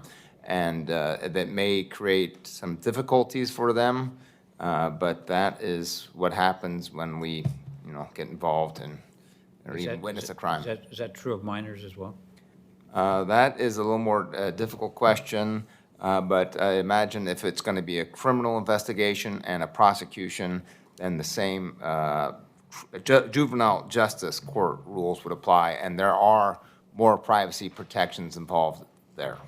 How about if it's filmed and is that subject to federal view for ICE purposes? They would be able to get it for the same review as the public records request would be able to. And so, but I have to double check that, but that's my basic understanding. And again, if Pat wants to correct me on that, he can, but I'll have to get back to you on that about ICE, on what they can and cannot see about those body cams. Thank you. This is Sheriff Garrett. Can you hear me? Yeah, and Pat, before you do that, just I would say also to Marcus, I appreciated listening to some of the comments were always hard, but I appreciate, Marcus, how you framed your report. If you're the principal writer, I thought the tone was good, it was balanced, and you're a good writer. I appreciate that. I think it wasn't skewed in any particular direction, and that's important to bring the temperature down as well. So. Good job. Appreciate that. I'm sorry, Pat. Chair Harrington, Commissioner Rogers, Pat Garrett here. Our policy requires that when a deputy is engaging with a community member, then that body camera video is active. And of course, the deputy is making notification at the earliest opportunity to let folks know. There are exceptions which are provided in policy. For example, I'll give you two of them. In locations where an individual does have an expectation of privacy, like a hospital, a mental health facility, those are locations where the deputy may deactivate their camera, or in limited circumstances where, out of respect for an individual's privacy, let's take a traumatized sexual assault victim, for example. That is also a permissible exception to activating their camera. And then, great question about ICE, and I appreciate our county council is looking into that. I just also want to be clear that Oregon law prohibits body-worn camera footage from being used in any kind of facial recognition. And as you know, we deactivated the program that we had at the sheriff's office. Don't have any plans to reactivate it. But looking forward, Oregon law prohibits the use of any kind of facial recognition technology to be used in a police body worn camera video. Thank you. What was the last part of that? I didn't catch that. Oregon law prohibits facial recognition to be used in body-worn camera video. So we could not take body-worn camera video and run it through a facial recognition technology. Oregon law prohibits that. But you're not running it through facial recognition. You're actually seeing a face. So that's different than, am I missing that, Sheriff? I mean, I'm looking at some. Go ahead. You're right. I just want to be clear. Sometimes that's a concern that the community members bring, and Oregon law rules that out. Do you have to announce that they're filming? Because one of the benefits of the filming is that it's just turned on and it goes, and people are not pumping it on and off, and that's always been the issue with folks, is that you're going to turn it on and off. So do you have to announce that you're filming? I mean, an officer runs up to an issue. They don't have lots of time to read people lots of declarations. I mean, they're filming immediately. So is that, in your opinion, and I know you're not an attorney, but is that legal to do? You just start filming and people will assume you're filming, or do you have to announce it, or what do you have to do? It's our policy is when feasible. So unless there's an emergency that needs to be attended to, and there isn't time to notify folks that we are recording, there are some circumstances where we won't. But whenever feasible, we let the community know that they are being audio and video recorded. Okay, thank you. So Sheriff Garrett, this is Chair Harrington. I have another question for you. So the proposal for body-worn cameras is for the Law Enforcement Division, which covers both the urban unincorporated areas and the rural area patrols. And when I did ride-alongs in the West End, it was noted that the deputy cell service would drop off, even didn't matter which vendor their cell service was. So I'm wondering, with the cloud storage, will that be able to work? Or I make a technical assumption that the video will be stored in the device until there is connectivity, and it would be uploaded once connectivity is restored. Chair Harrington, thank you for the great question. And you have the answer. As Aaron Calvert earlier provided, about every 30 seconds, the transmitter in the trunk of the car loads the video straight to the cloud.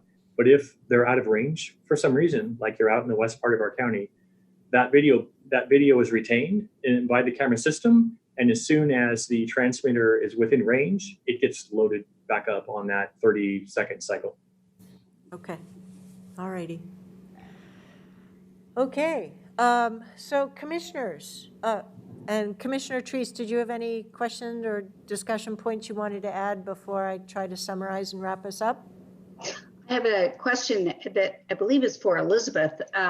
Elizabeth mentioned early on that there is a possibility of doing a survey in between now and next week that had a broader base for the public opinion on body-worn cameras. Did I hear that correctly? Yeah, absolutely. Oh, sorry. Absolutely. If the board is interested, I did contact a reputable pollster to just get a sense of what the options are. There could be a survey in the field for 3 days with information coming back to the board on Sunday or Monday, so you'd have a chance to get a broader perspective of the community, but I leave that to you all. Is that something that board members feel they want or need in order to come to closure on this topic? I don't think it's, I have no problem with doing it. I don't think it's going to be definitive for me. I do have a couple of observations that I wanted to make. This is a big learning process, and it's a collective learning process, and we're collectively as a board take responsibility, I assume, I think we do, for the speed of our decision-making, and I think that's just part of it. I think we had good intentions, but going forward, I think lessons learned going forward, we need to be, I think, more critical consumers of police products and services, and ask hard questions and think about cost-benefit analysis. And the principal cost-benefit analysis is, do we want to invest in technology and police gear and the police budget side of things, or should we be spending more money on sort of the softer side, if you want to use that word, or cahoots kind of things or whatever. I think we need to make decisions, hopefully in the future going forward, not on the heels of a major crisis or a major police shooting. I think we've learned, I think we need to think about being more critical consumers, to be proactive, and to be mindful of the fact that there are many different life perspectives, and that our particular views and our particular experiences are only one piece out of a mosaic of our society, that come from very different standpoints, that have had very different life experiences. And I think becoming more understanding of that and will help us in our decision-making going forward. I think the speed by which we made our decision collectively was a mistake, but I think that it was a well-intentioned one. And going forward, I think we should just be more thoughtful all around about that.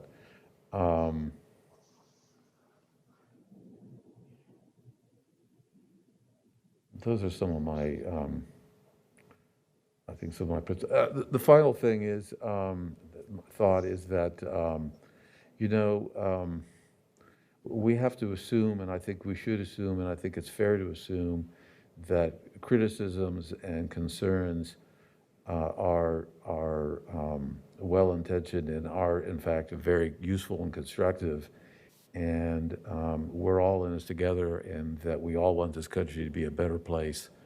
And because people are critical doesn't mean that they are any less patriotic or any less loving of their country and concerned about good policy. It means that people have got concerns, and we need to answer them, and we need to be critical thinkers and critical consumers of products and critical consumers of our policy decision-making. So, and to recognize different viewpoints and their legitimacy and their that they're grounded in good intentions and grounded in wanting to be constructive and for us to be better than tomorrow than we are today. So I found the memo from the sheriff's very useful and helpful.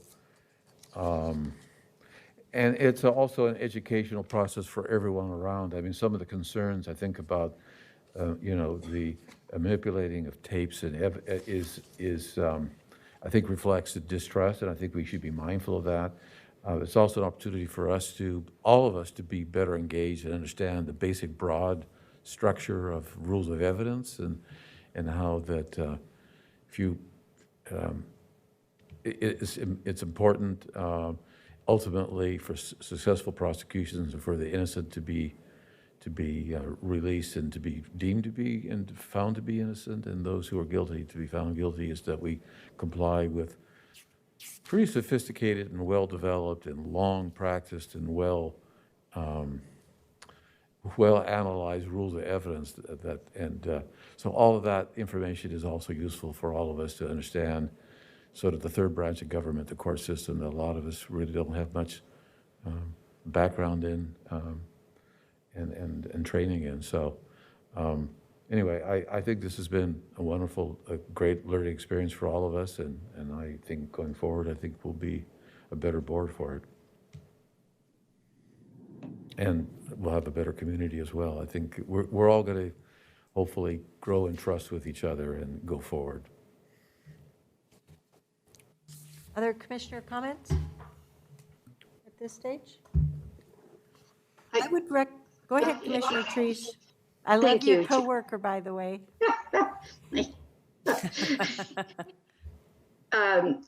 The question of the interim survey, the reason I bring that up is that with the limited input that we had from the listening sessions, I would just like to have more information from a wider spectrum of individuals. If it's not cost prohibitive and if it's something that can get done. Well, a scientific survey is not cheap. It would be helpful Ms. to Angie, me. Well, how much would such a scientific poll cost? Elizabeth has looked into the detail of that. Yeah, so it'd be $6,000 to $7,000 for a survey that would be in the field for 3 days, about 10 questions, and the effort would be to provide the initial question, provide some information, and then ask the question again. The expectation is it'd be out of the field and you'd have analysis by Sunday night, no later than Monday. So you'd have about 24 hours with that data before the work session. And how many responses would you expect to get? Usually an N of 400. So 400 individuals is typical, yeah. I knew what N meant. Sorry. Chair Harrington and board, I would just suggest the board think about just survey design, because while the survey could result, you could receive those, Commissioner Treese, in a rapidly fast place. In my experience, I think the survey design and the process to develop the questions is probably the most important exercise as part of that to get the output that you're looking for from the community. So something to think about. It does take time for those, and that is the least expensive survey estimate I've ever heard. So, the polling information wouldn't be necessarily definitive for me. I'm not sure that the cost, in my mind, is worth it. We are ultimately a representative form of government, but I think that that also means that we need to make important decisions thoughtfully with enough time, hopefully not in reaction to some really bad situation. I mean, that happens sometimes, but we need to try to be more proactive as a board and make good decisions, but we can't necessarily be driven by polls, but we certainly need to be bringing the community along with us, and they need to be bringing us along with them as well. I appreciate your perspective, Commissioner Scouten. Thank you. Yeah, I would agree with that, Dick. I have concerns about polling because you can manipulate questions any way you want to. There's that how you too, ask them, and to get the desired response. And I just don't think we have enough time, quite frankly, to do that and put together any kind of a questionnaire that would be accurate. The other part is that I have to believe that when we get through this process that we have probably got more educational knowledge than we started with a month ago. And so, and not to say that the average voter doesn't do their homework, but I would think if they got a poll, they're not going to go out and do homework before they answer the poll. It's going to be a knee-jerk reaction, and that's not necessarily what we want to hear either. So I'm completely in agreement with you. I don't think we need to spend this money, and I think the time frame's too short anyway. I think we make best use of our resources and carry the learnings forward into our community investment conversations and into the further community engagement process. I mean, this was the first time we've used an affinity group approach as well. Could also be the last one, who knows? Well, and just, this decision is not an or decision. It's this or that. We're going to learn a tremendous amount if we decide to go ahead with body-worn cameras, there's going to be a whole bunch of variables that we're going to learn and put into place from that decision. So to me, it's not quite that black and white. So what I've heard from the group is that there are some questions about the cost and what the contract would involve. So I think that would be useful for us to hear back on in a work session next week. Excuse me, but also planning ahead because packets have to be done. Also having the proposed action item for the business meeting so that pending our conversation, we can choose to make the decision to effectuate the dollars that we're, to authorize the dollars that we appropriated in our budget adoption. Chair Harrington, can I just add a couple other things Yes, that please. I heard from commissioners? Just ownership of the cameras, some of the questions that Commissioner Rogers had brought up. Also ensuring that the policy information is attached with the packet. What happens after the 5-year contract? What are the implications to the operating budget? If there are other questions that commissioners have, it would be very helpful if you send those to me so that we can make sure that it's comprehensive information, it meets your policy-making needs. And could I just maybe add, I assume this is the case, of course, but just to be explicit about it, that any questions we ask, we would copy the rest of our board on it or something, and your response would also copy all of us, or something along those lines, so that we're all sharing information and questions. Yeah, so what I would suggest, just so that there's no violation of open meeting laws, is that you would send me those questions, and that way, and include your fellow commissioners. I will not be responding to the questions, however, be gathering the information and putting that as part of the packet. There we go, yeah. Any other information needs from the commission? I do have one, not on body-worn cameras, but before, the community investment conversations are slated for about 4 weeks from now. And I would like, as being one member of the commission, to provide some feedback about the logistics of our first ever electronic only listening sessions. The specific thing is I want to make sure that before we go into the community listening sessions, that we have consistency on logistics, because things changed.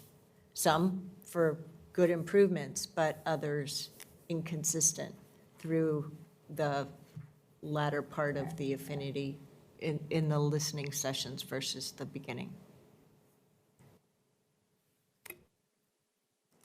So a skill I haven't been able to develop is talking and writing at the same time, because either I'm writing the words I'm talking or vice versa. So,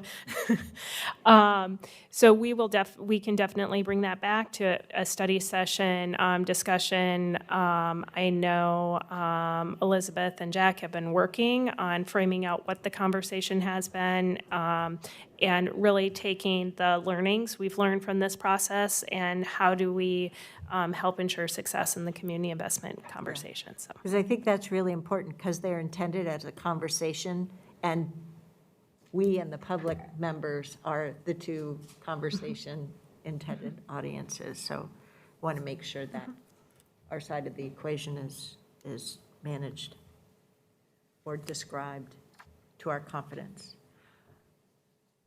I think that's it. Good discussion. We'll see you back here next week. Anything else for today, commissioners?